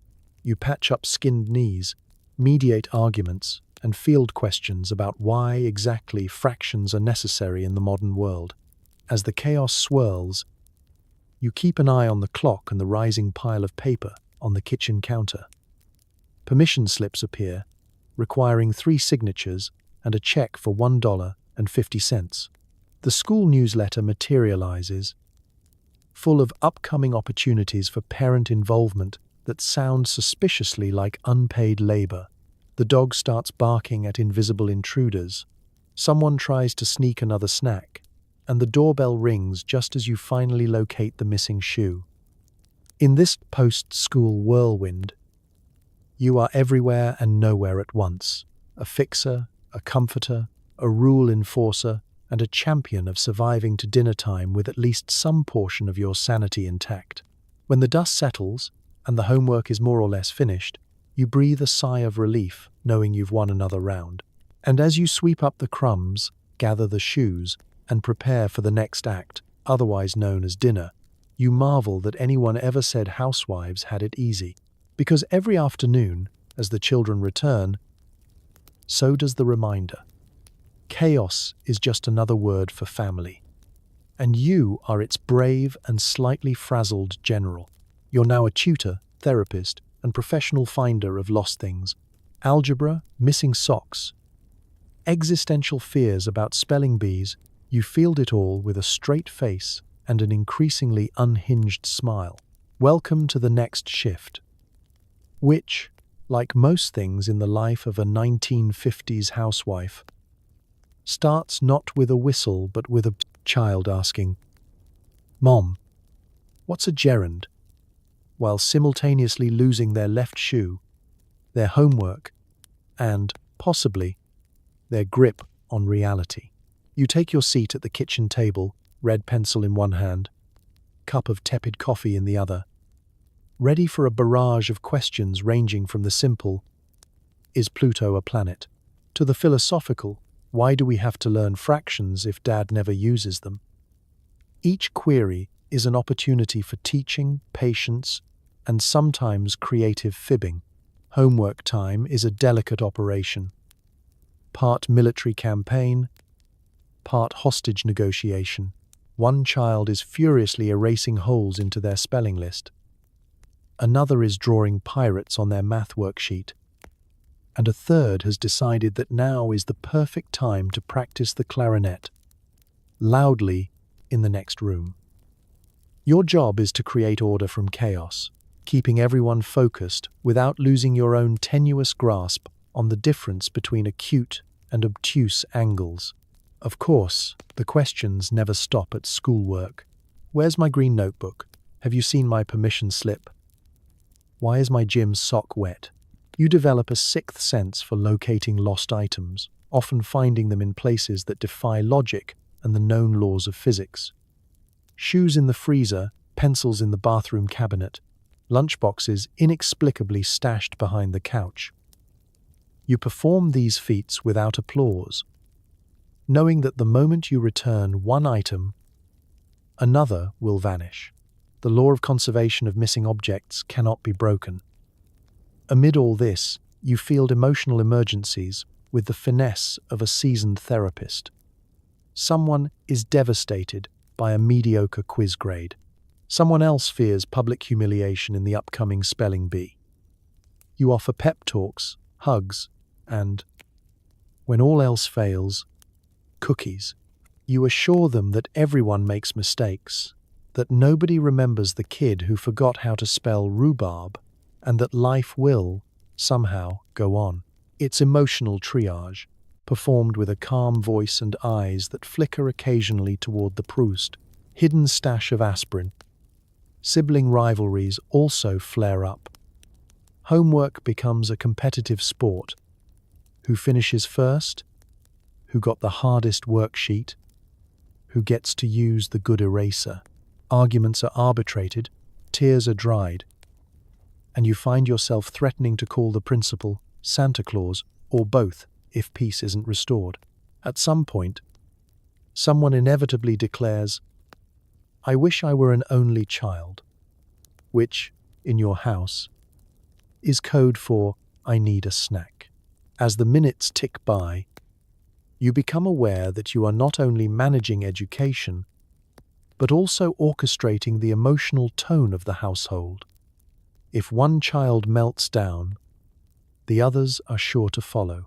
If you lose your patience, the whole evening unravels. You perform a careful balancing act, stern but kind, encouraging but realistic, always with a wry joke or a gentle nudge to keep spirits afloat. When the last equation is solved and the final flashcard put away, you breathe a quiet sigh of relief. The kitchen table is littered with pencil, shavings, and sticky notes. But you've navigated another session of homework and emotional labor. With only a slight twitch developing in your left eye, you gather the materials, return the textbooks to backpacks, and promise yourself a treat for surviving the ordeal. Maybe a secret square of chocolate, or a moment of solitude in the laundry room. Because in the world of the 1950s housewife, your resume includes algebra coach, motivational speaker, and master of lost and found. It's not on any job description, but without you, the entire system would collapse in a heap of tears, eraser dust, and mismatched socks. Dinner is less a meal and more a small theatrical production. There are courses, place settings, and an implicit review process involving everyone at the table and, possibly, your mother-in-law via phone.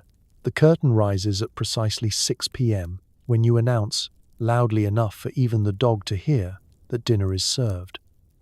Everyone assembles with varying degrees of enthusiasm, drawn by the aroma of something cheesy, creamy, or, if it's Friday, slathered in canned pineapple.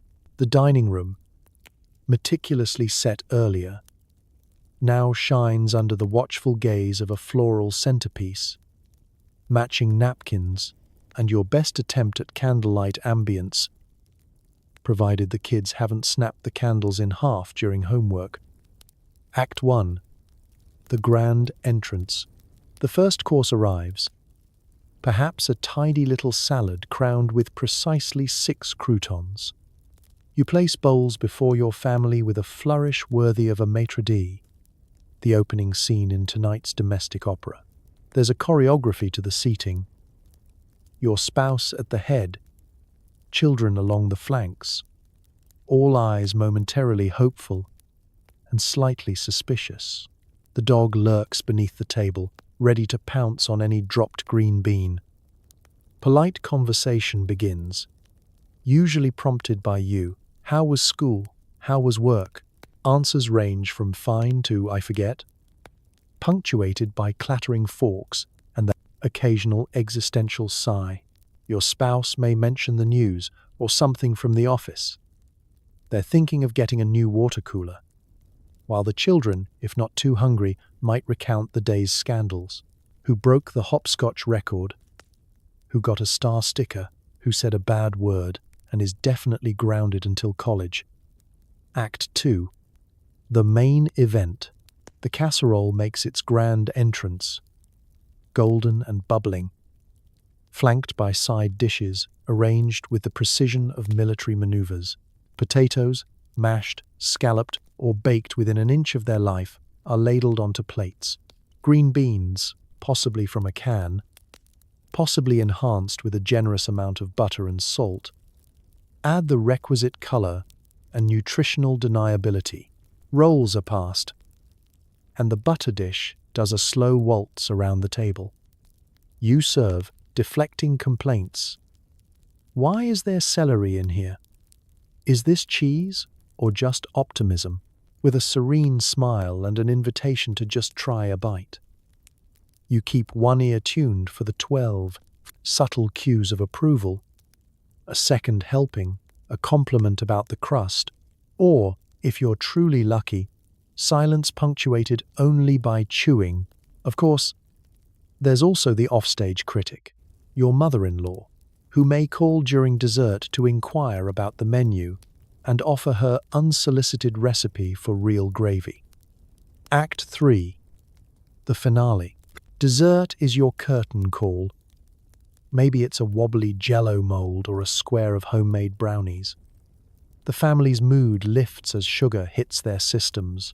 Stories flow more freely, and laughter bubbles up, sometimes at your expense, especially if the mashed potatoes achieved escape velocity earlier.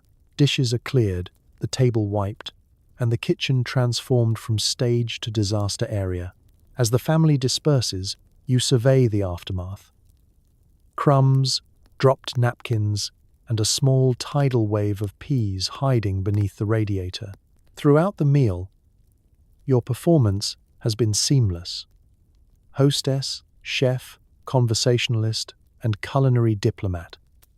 You've fielded reviews, both glowing, "This is delicious," and devastating, "Can I have cereal instead?" With the poise of someone who knows tomorrow's dinner will be another act entirely. In the wings, you steel yourself for the standing ovation that never comes, just a quiet house and a mountain of dishes waiting in the sink. Because dinner, in the 1950s, isn't just about food. It's about keeping the family together, upholding tradition, and ensuring everyone leaves the table a little bit fuller. And maybe, just maybe, ready to face another day. The critics will return. The reviews will keep coming. But tonight, you close the curtain on another successful performance. After dinner, the kitchen returns to chaos, and you to the trenches. Scrape, soak, stack, repeat, because nothing says relaxation like soaking your hands in a broth of mystery crumbs.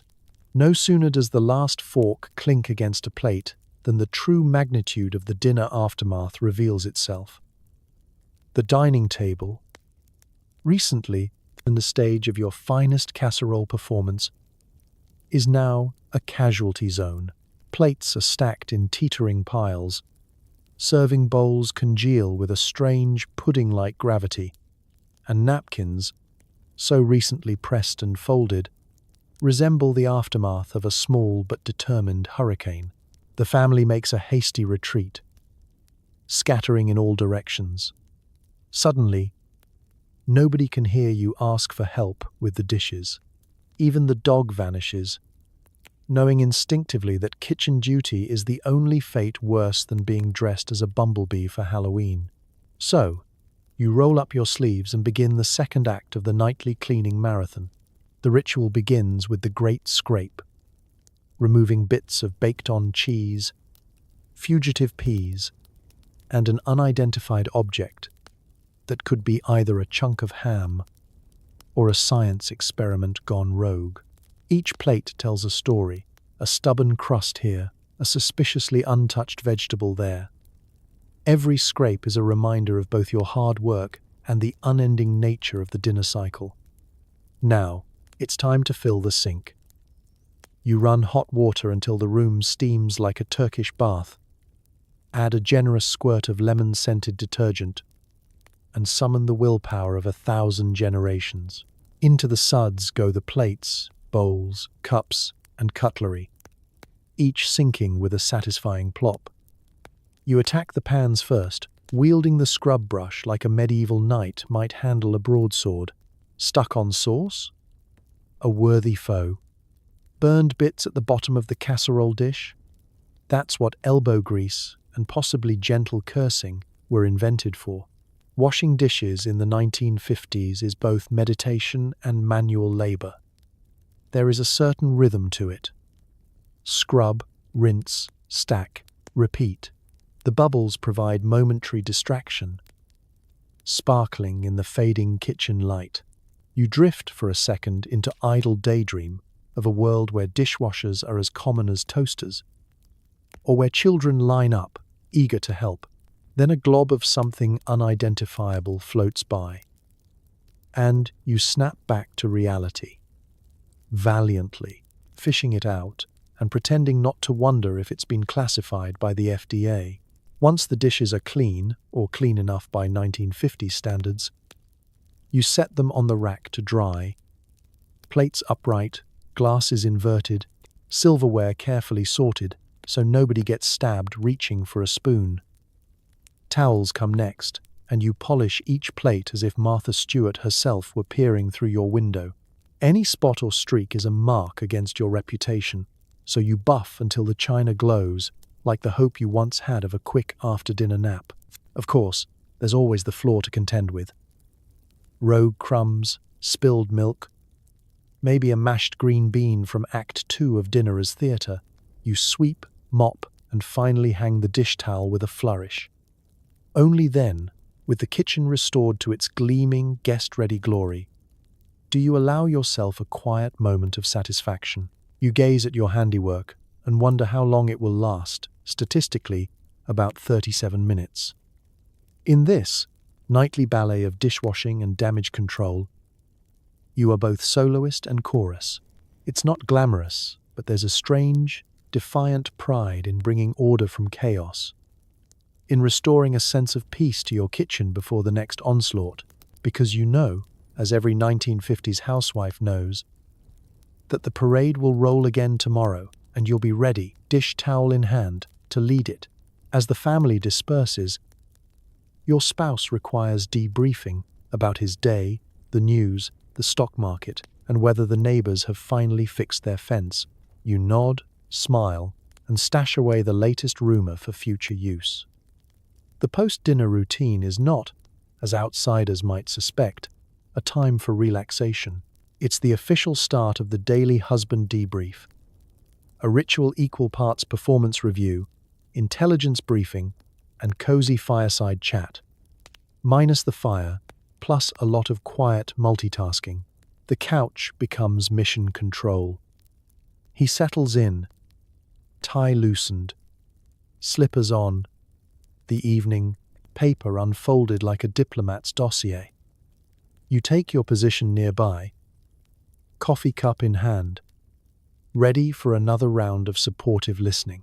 He begins with headlines, as if reading them aloud somehow makes them more real. Markets up today.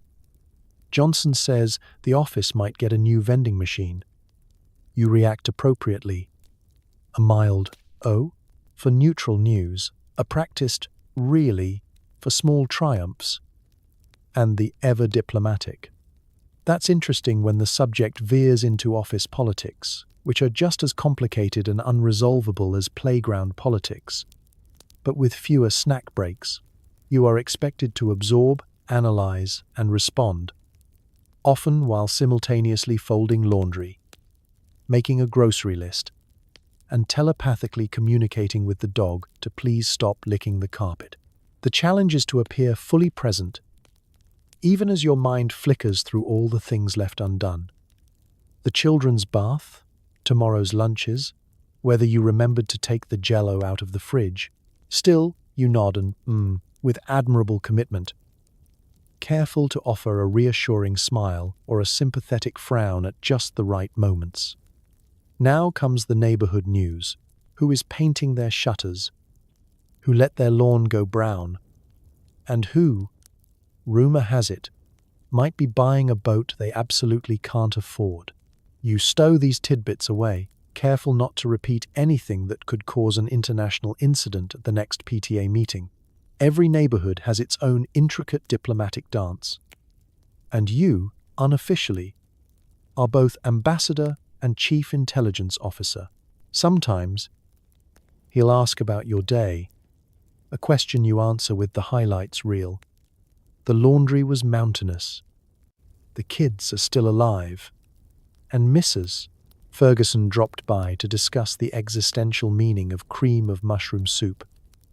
You both chuckle, united briefly in the knowledge that suburban life, for all its monotony, is never truly boring. The debrief continues as he works his way through the paper, sometimes reading aloud an article about new cars, advances in space travel, or the ongoing Cold War. You listen with the same care you reserve for the children's stories, filtering out the background static and catching the parts that might actually matter.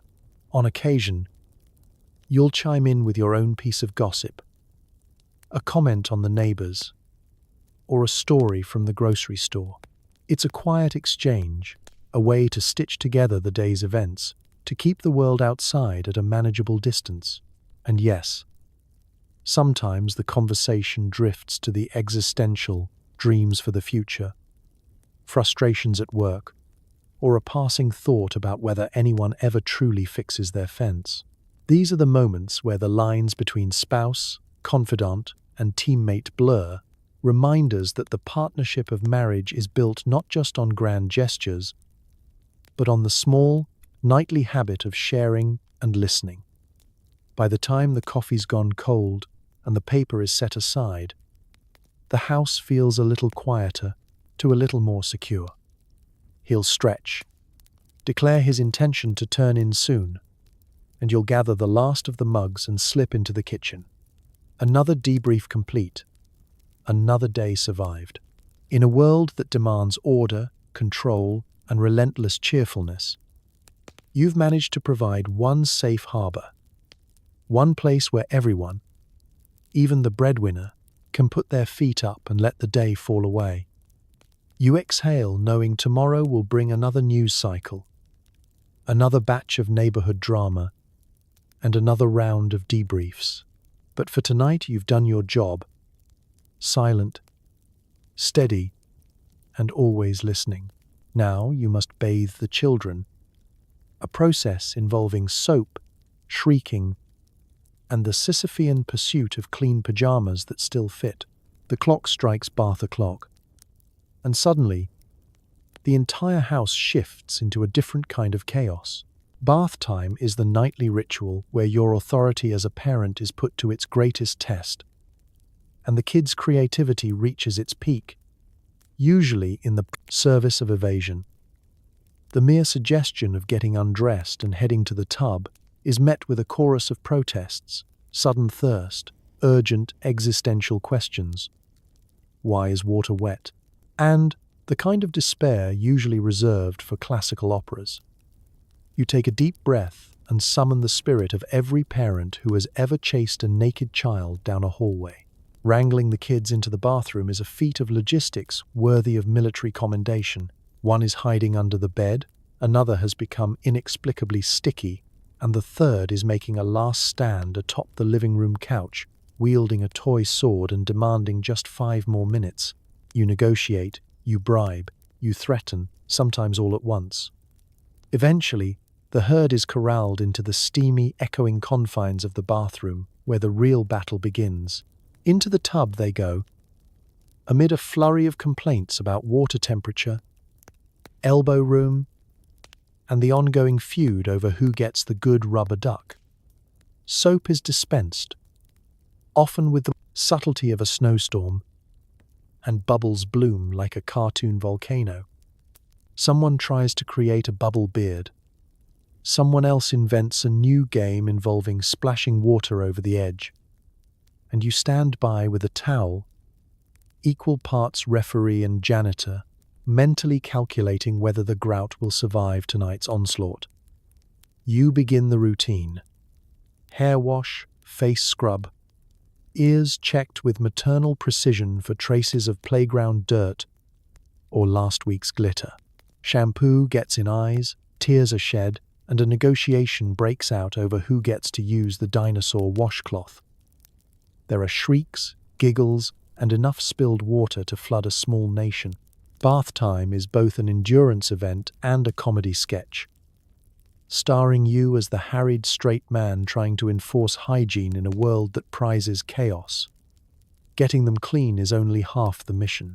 The other half is finding pajamas that A, match, B, fit, and C, are not currently inside the dog's bed. Children grow at a pace that seems designed to mock your shopping skills. You root through drawers, coming up with options that were perfect last week, but now expose an ankle or threaten to cut off circulation at the wrist.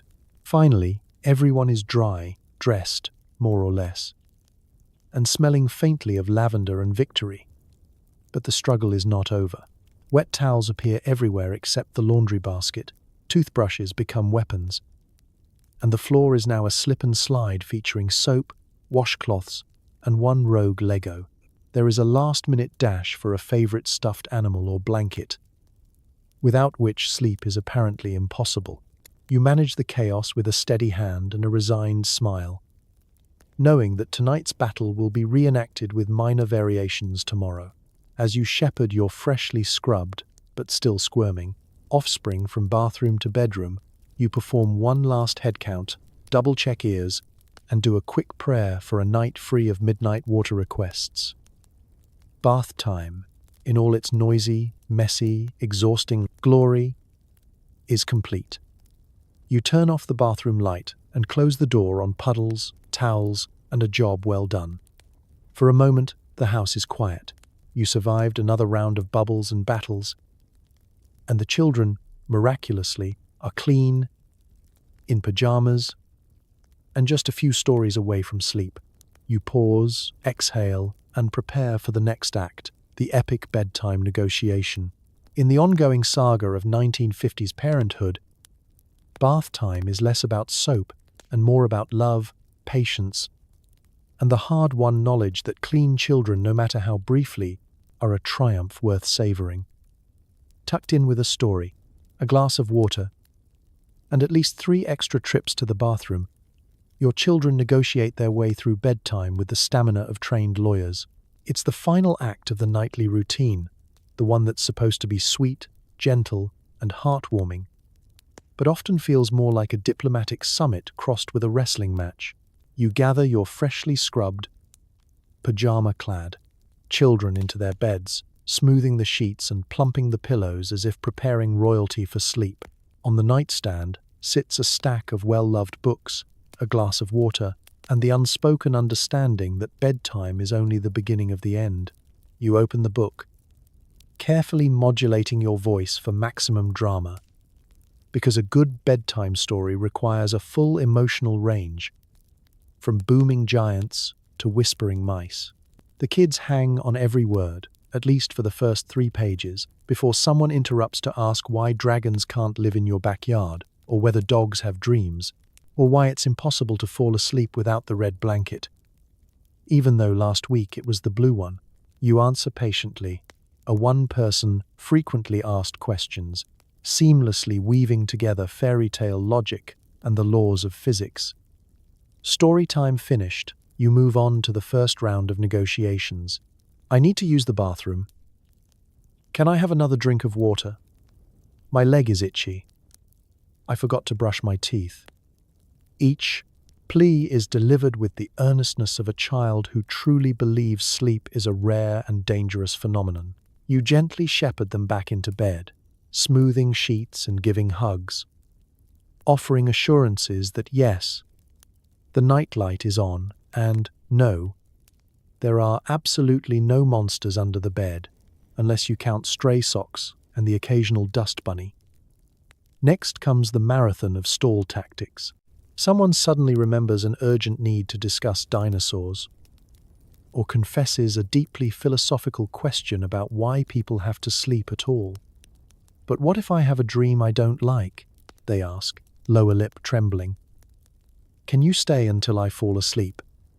You negotiate terms. 5 more minutes, 1 more story. A song, if everyone stays quiet. Your repertoire expands nightly. Lullabies, nursery rhymes, original compositions improvised in the hope that repetition will induce drowsiness. But bedtime in the 1950s isn't just about soothing children to sleep. It's about creating a sense of safety, warmth, and predictability in a world that can feel large and confusing. You tuck them in tightly, making sure favorite stuffed animals stand sentry at their sides, ready to battle nightmares or, at the very least, provide moral support until dawn. The soft glow of the hallway light filters in as you whisper the last goodnight and tiptoe toward the door. Of course, escape is rarely swift. Someone calls you back. Another question. A request for a different pillow. A complaint that their toe feels weird. You return, fix the covers, offer another kiss, and whisper that you'll be just down the hall. This small promise, more than anything else, is what finally brings a sense of calm. As their breathing slows and eyelids begin to flutter, you finally let yourself exhale. You leave the room on tiptoe, closing the door with the delicacy of a safecracker. For a moment, the house is silent, peaceful, except for the distant hum of the television and the faint sound of the icebox. You know it won't last. Someone will call out for you before you've even finished putting away the storybooks. But for now, you've shepherded your flock through another day, navigating bedtime with the grace, patience, and negotiation skills of a seasoned statesman. In the end, bedtime is not just a battle for sleep. It's a nightly act of love, a testament to endurance, and proof that no matter how tired you are, there's always room for one more hug, one more story, and, inevitably, one last trip to the bathroom. Once everyone's asleep, you survey the home. The living room is straightened, the laundry folded, the kitchen restored to its original unnatural state of purity. You allow yourself 5 minutes to stare at the wall. It's nearly midnight, and the house is at last quiet. A peace so rare and fragile, you're almost afraid to breathe too loudly. You walk from room to room in your slippers, making final rounds like a night watchman in a museum, preserving the delicate balance between order and chaos. The sofa pillows are fluffed and realigned for the third time today. The rug is smoothed, magazine stacks squared away, and the television turned off, its last flickering image fading into darkness. For a moment, you simply exist, suspended between the day that was and the day that's already sneaking up behind you. In the kitchen, the counters are wiped, crumbs hunted down and eliminated, and the coffee pot set up for the next morning's pre-dawn campaign. The floor shines faintly under the soft glow of the stove light, a beacon of accomplishment in a sea of repetition. The dish towel hangs perfectly. The sink glistens, and even the garbage can is empty. Its fresh liner, a small but potent symbol of victory over entropy. You gather up the last of the day's laundry, folding and stacking each item with ritual precision. It's almost meditative. Shirt, towel, pillowcase. Each crisp fold a gentle assertion of control. The smell of clean cotton mingles with the faint traces of soap and starch, a sensory reward for work only you will notice. You return the baskets to their place, satisfied, and remind yourself that even if the family can't see the difference, you can. These few stolen minutes, just for yourself, are precious and fleeting. You settle into your favorite chair, sometimes with a magazine, sometimes with nothing at all, simply allowing your mind to drift. Your thoughts wander from tomorrow's grocery list to the book you haven't finished, to the strange peace that settles over a house full of sleeping bodies and freshly laundered sheets. You might indulge in a square of chocolate or a splash of sherry, a tiny act of rebellion in a world that expects you to be endlessly selfless. It's in these quiet moments that you remember yourself, not just as a wife, a mother, or a mistress of domestic detail, but as a person with your own small hopes, memories, and private jokes. Maybe you catch your own reflection in the window, tousled hair, soft eyes ringed with exhaustion, and the barest smile of triumph. You are still here. The house is still standing. Nothing caught on fire. And that, in the grand scheme, is a win. Outside, the neighborhood is still. Porch lights glow. Cars are tucked in driveways, and the world feels smaller, safer.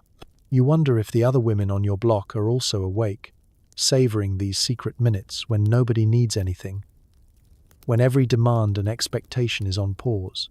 In this quiet, you are connected by invisible threads, shared exhaustion, pride, and the quiet certainty that, come sunrise, it all begins again.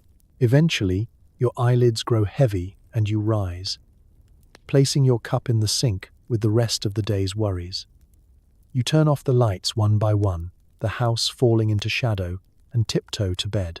Tomorrow will bring more chaos, more cleaning, more unexpected challenges, and you'll meet them all with the same mix of humor, resourcefulness, and silent, midnight resolve. Because the true secret of the 1950s housewife isn't just in the spotless counters or folded towels. It's in the ability to carve out a moment of peace, to honor the quiet after the storm, and to reset not just the house, but yourself, for whatever comes next.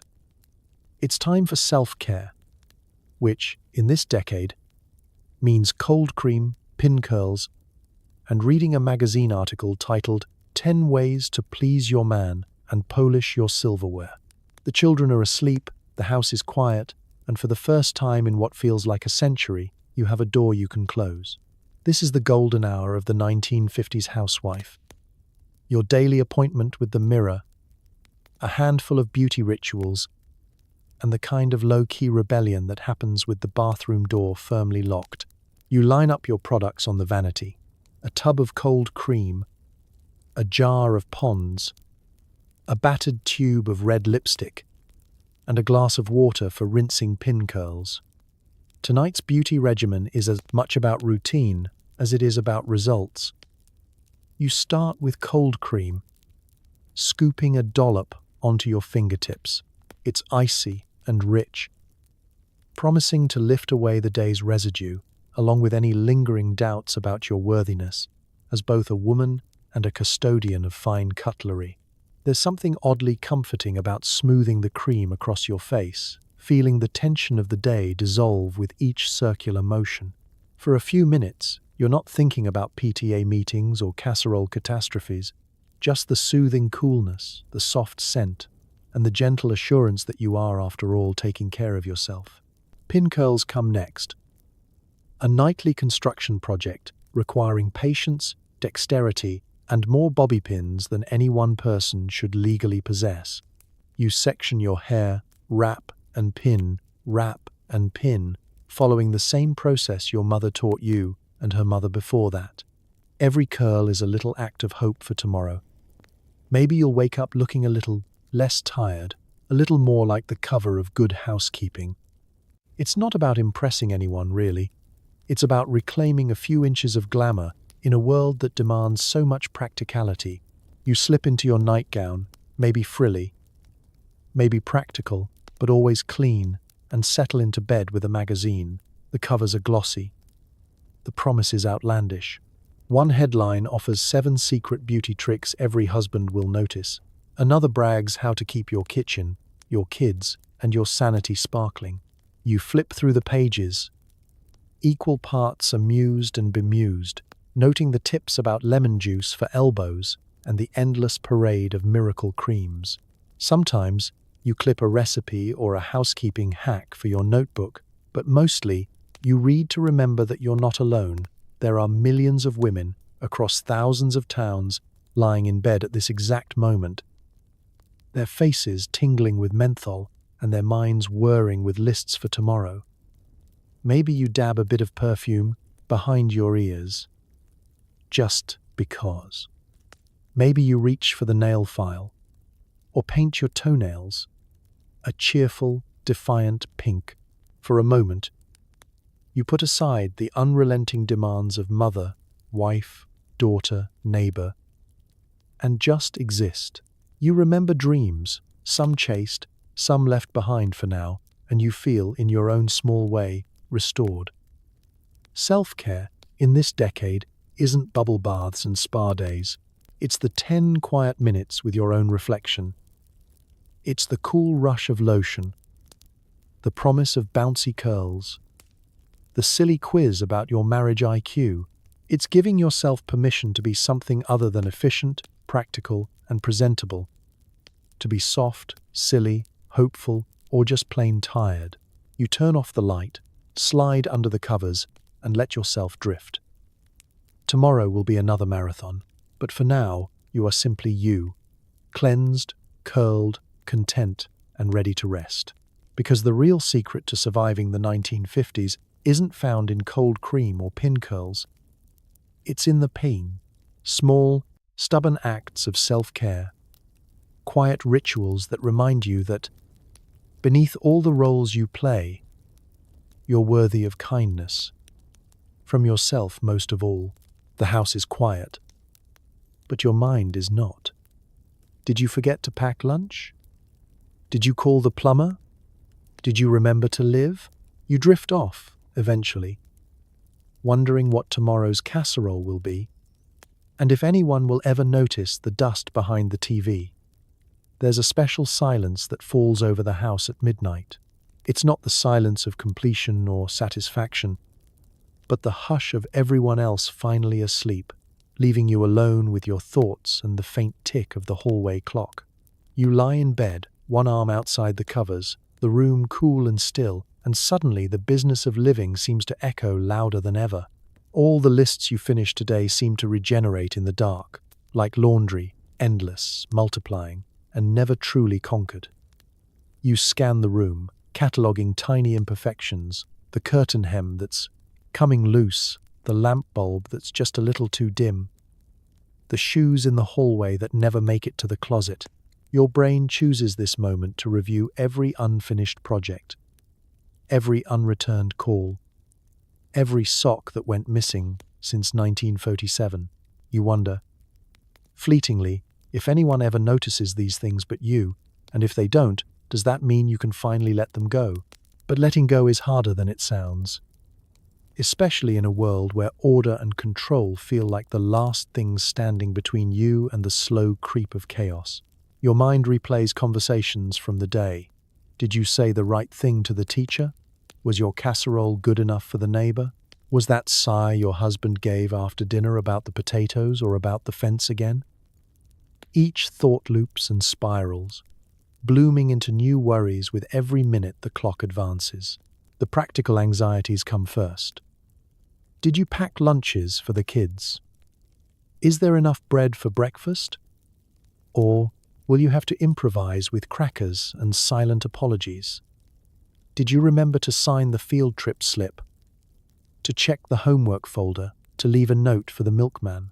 Was the laundry room door left open for the cat? Or will you be woken at 2 a.m. by yowling and the distinctive sound of glassware shattering? Then, as the practical worries quiet down, the existential ones slip in. Are you a good enough mother, spouse, neighbor? Is the house ever truly clean? Or does dust simply migrate from one corner to another, escaping your best efforts? Do your kids feel safe and loved? Will they remember bedtime stories and home-cooked dinners? Or will their strongest memory be that time you burned the meatloaf? When was the last time you laughed just for yourself? Or did something on a whim? You roll over, fluffing the pillow, trying to focus on your breathing. The house is at rest, but you're still negotiating the fine details of tomorrow.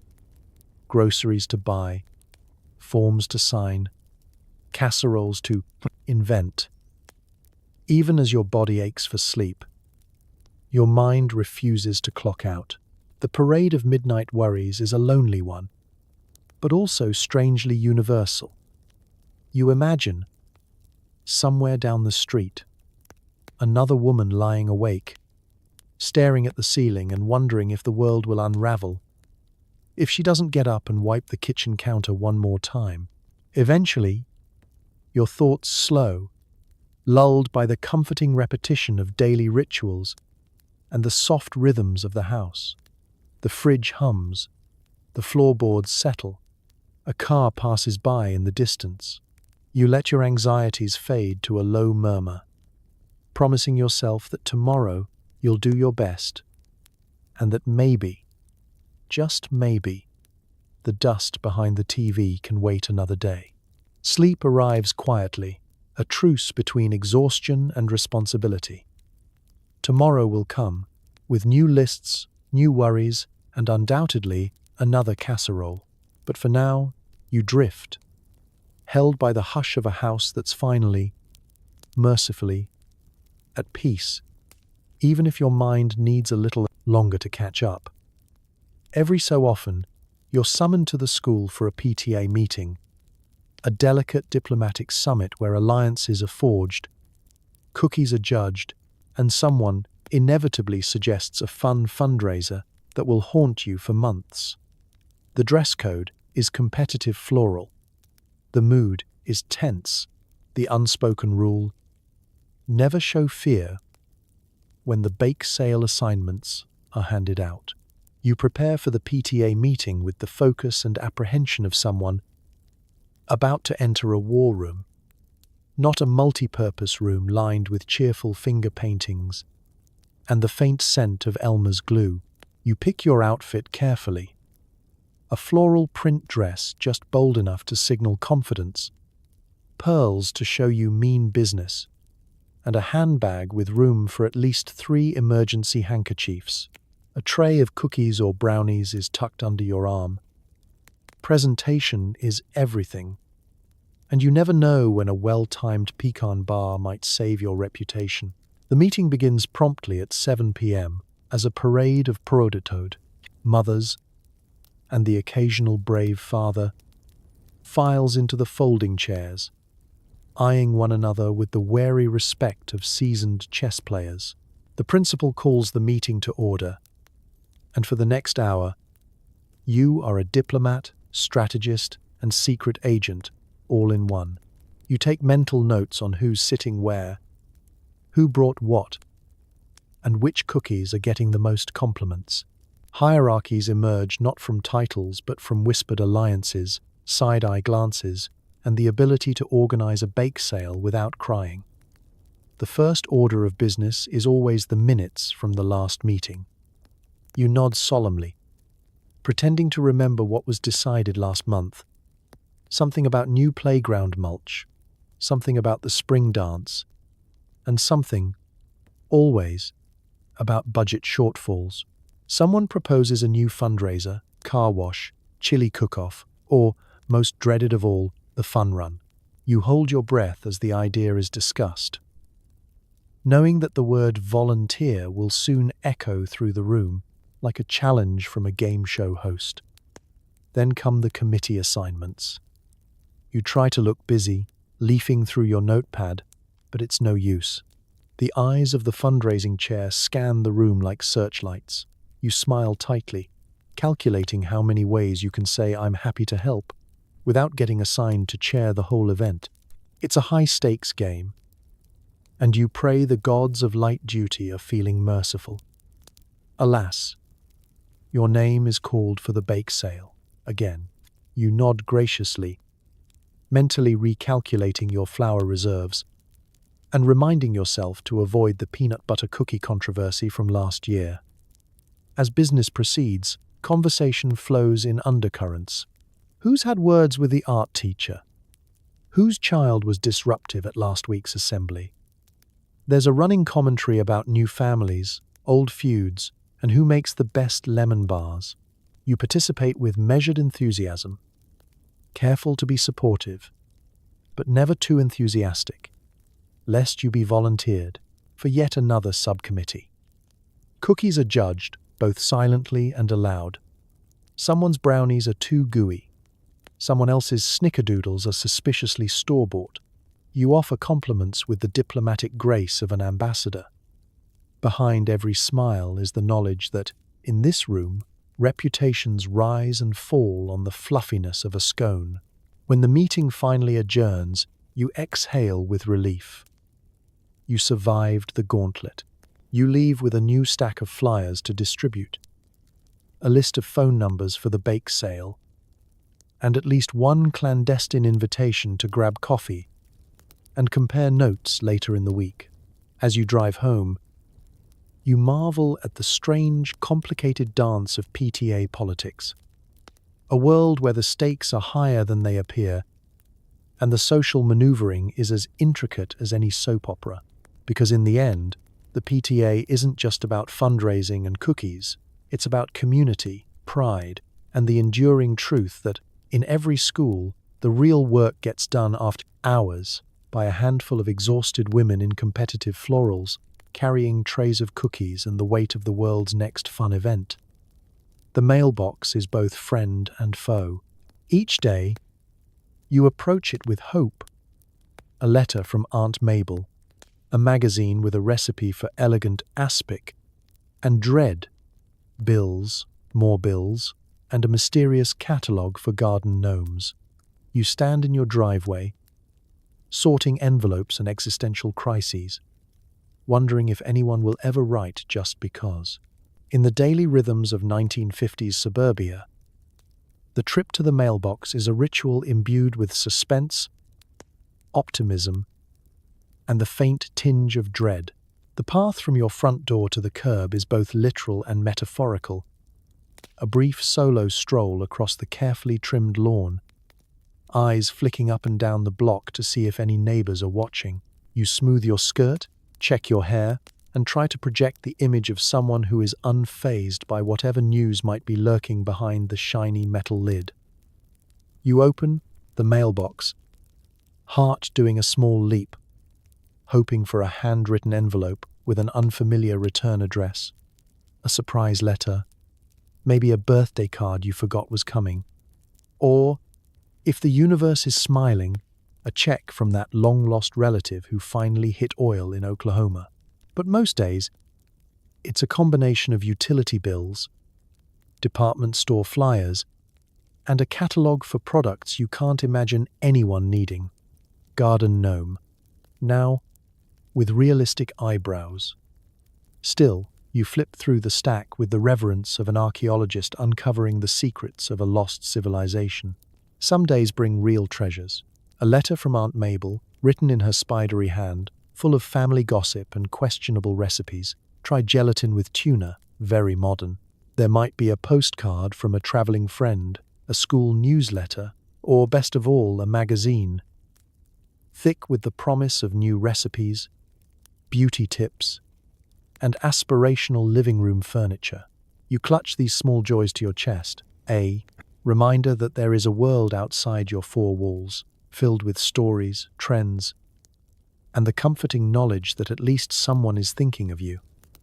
But just as often, the mailbox is a bringer of woes. The electric bill arrives, heavier than last month, and the water bill follows close behind, mocking your dreams of a backyard swimming pool. There's a letter from the bank, never good news, and, inevitably, a note from the PTA, reminding you that you have been voluntarily signed up to coordinate the next bake sale. You sigh, already planning your grocery list for 3 dozen cupcakes and an emergency pie. Among the routine paperwork, there are always surprises. Sometimes it's a catalogue advertising impossibly cheerful kitchen curtains. Sometimes it's an invitation to a wedding or a church social.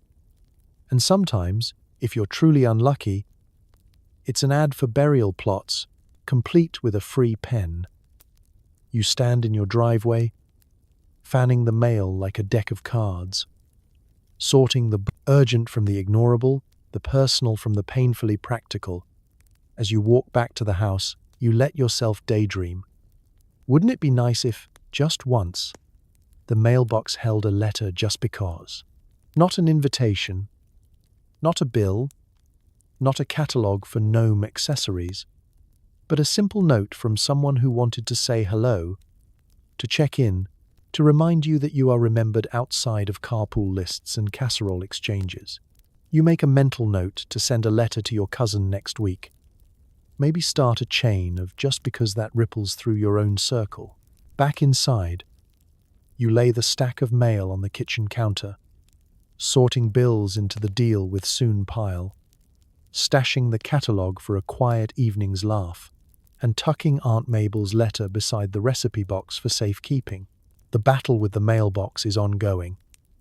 Part of the daily dance of domesticity, a mix of hopes, chores, and surprises that never quite loses its power to thrill or disappoint. In the end, you find comfort in the ritual, because every day the mailbox holds the potential for news, for joy, for a little bit of connection. And every day you return, willing to take on the battle again, one letter, one bill, one hopeful trip at a time. Nothing tests your reflexes like the doorbell ringing at 2 p.m. Suddenly, it's a full-scale crisis. Teacups out, lipstick reapplied, and a mad dash to hide the evidence of real life. The pile of toys, the experimental gel. Oh, behind throw pillows.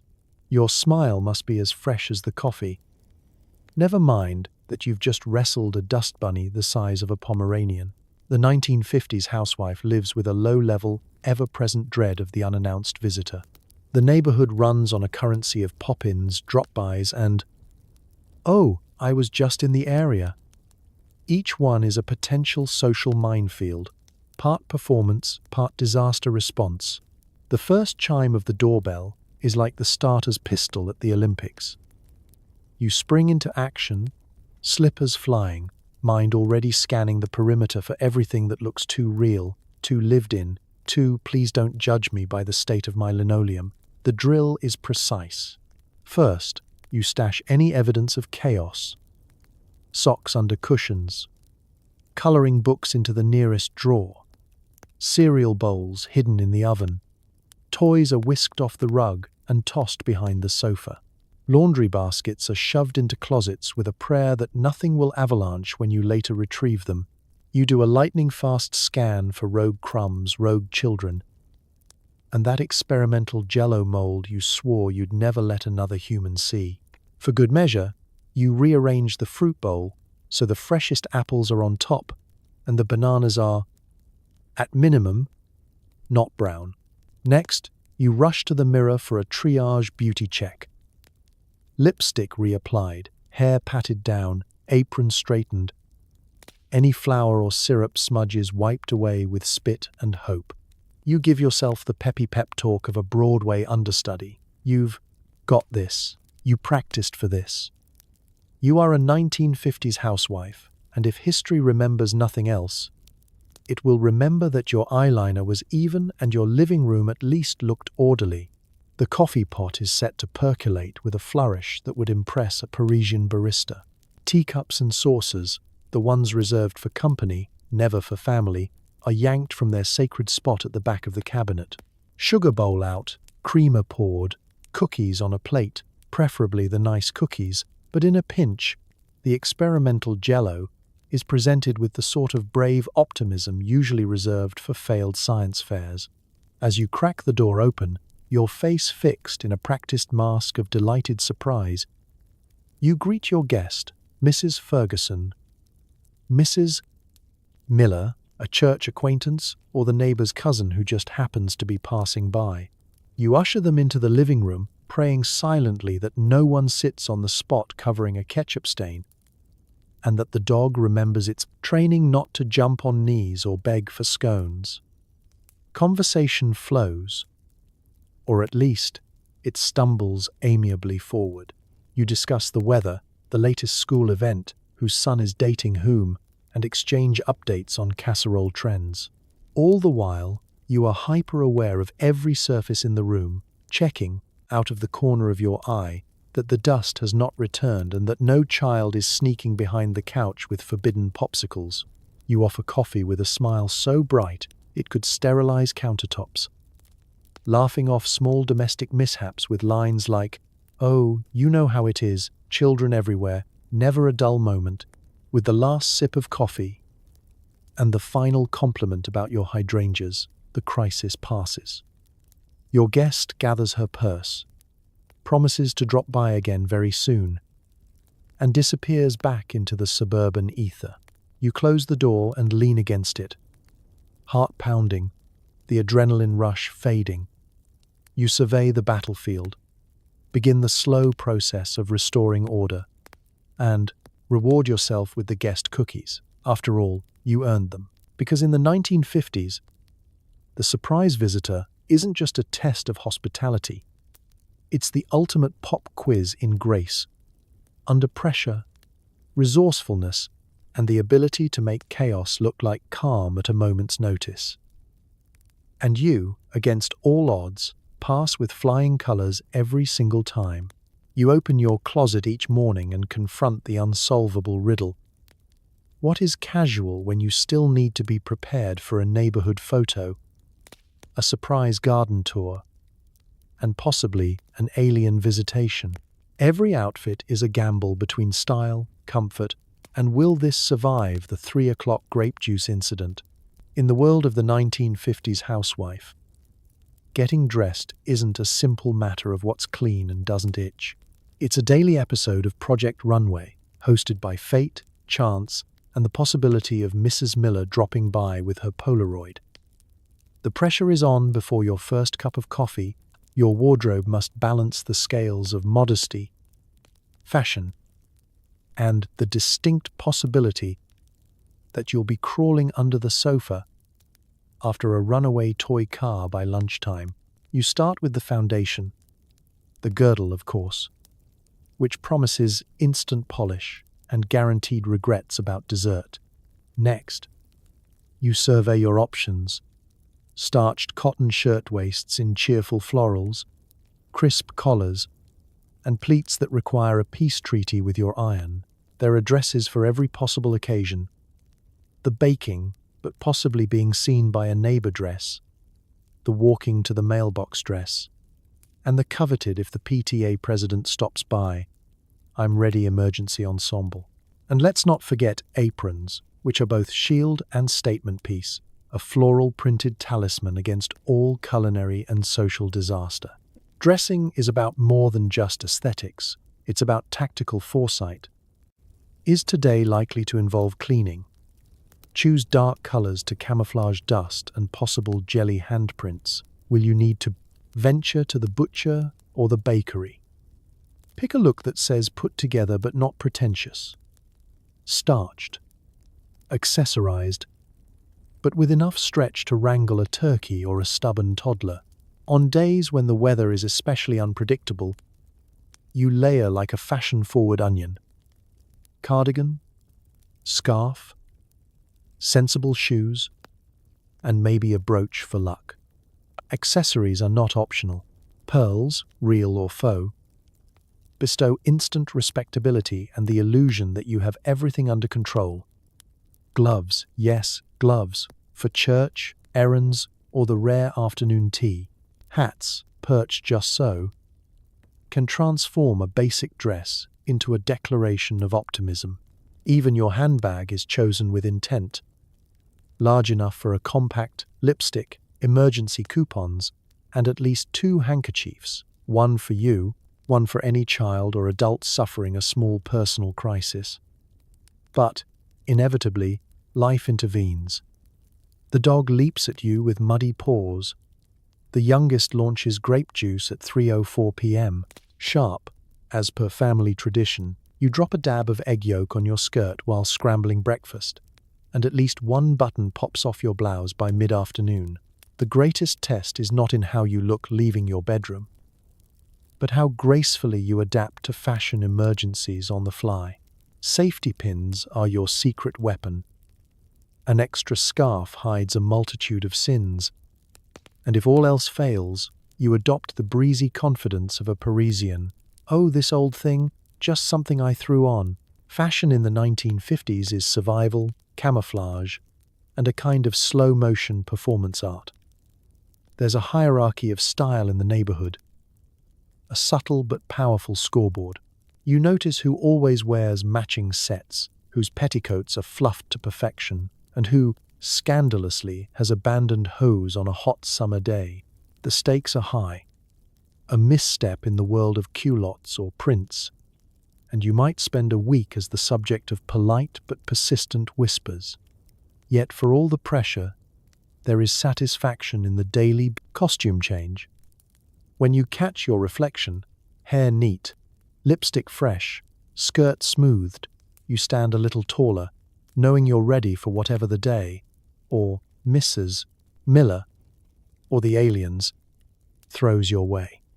You are a survivor, armed with starch, bobby pins, and sheer force of will. Because after all, fashion isn't just about looking good. It's about being ready for anything. One carefully chosen outfit at a time. So here we are, at the end of a day in the life of a 1950s housewife. You've survived the endless laundry, the casserole emergencies, the high-stakes PTA negotiations, and the existential threat of dust behind the TV. You've smiled through school pickups, charmed your way through Tupperware sales pitches, and managed to keep your sanity while everyone else was losing theirs over chipped teacups.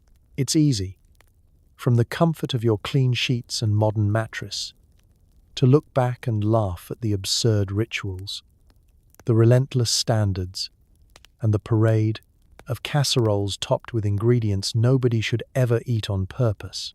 But there's a real resilience here too, a kind of quiet heroism in making the ordinary look effortless, in finding pride in a gleaming countertop or humor in a glue-eating toddler.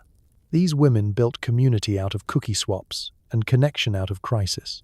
They made sanctuaries out of chaos and wore girdles with the stubborn optimism of people who believed somehow tomorrow's Jell-O mold would actually set. So tonight, as you tuck yourself into bed, maybe with a weighted blanket instead of a starched sheet, and the soft hum of a fan instead of a marching band of children, take a moment to appreciate how far we've come. There are no midnight casserole crises waiting for you, no unannounced neighbors at the door, and no need to iron anything unless you really, really want to. Maybe whisper a small thank you to the generations before, whose battles with linoleum and social expectations paved the way for our electric dishwashers, microwave dinners, and the right to just sit down. Because history isn't just about suffering and struggle, it's about surviving, and sometimes thriving, through it all, with a bit of humor, a pinch of salt, and a mountain of mashed potatoes. The story of the 1950s housewife isn't just a tale of chores and casseroles, it's proof that people are stubborn, hopeful, and a little bit ridiculous in every era.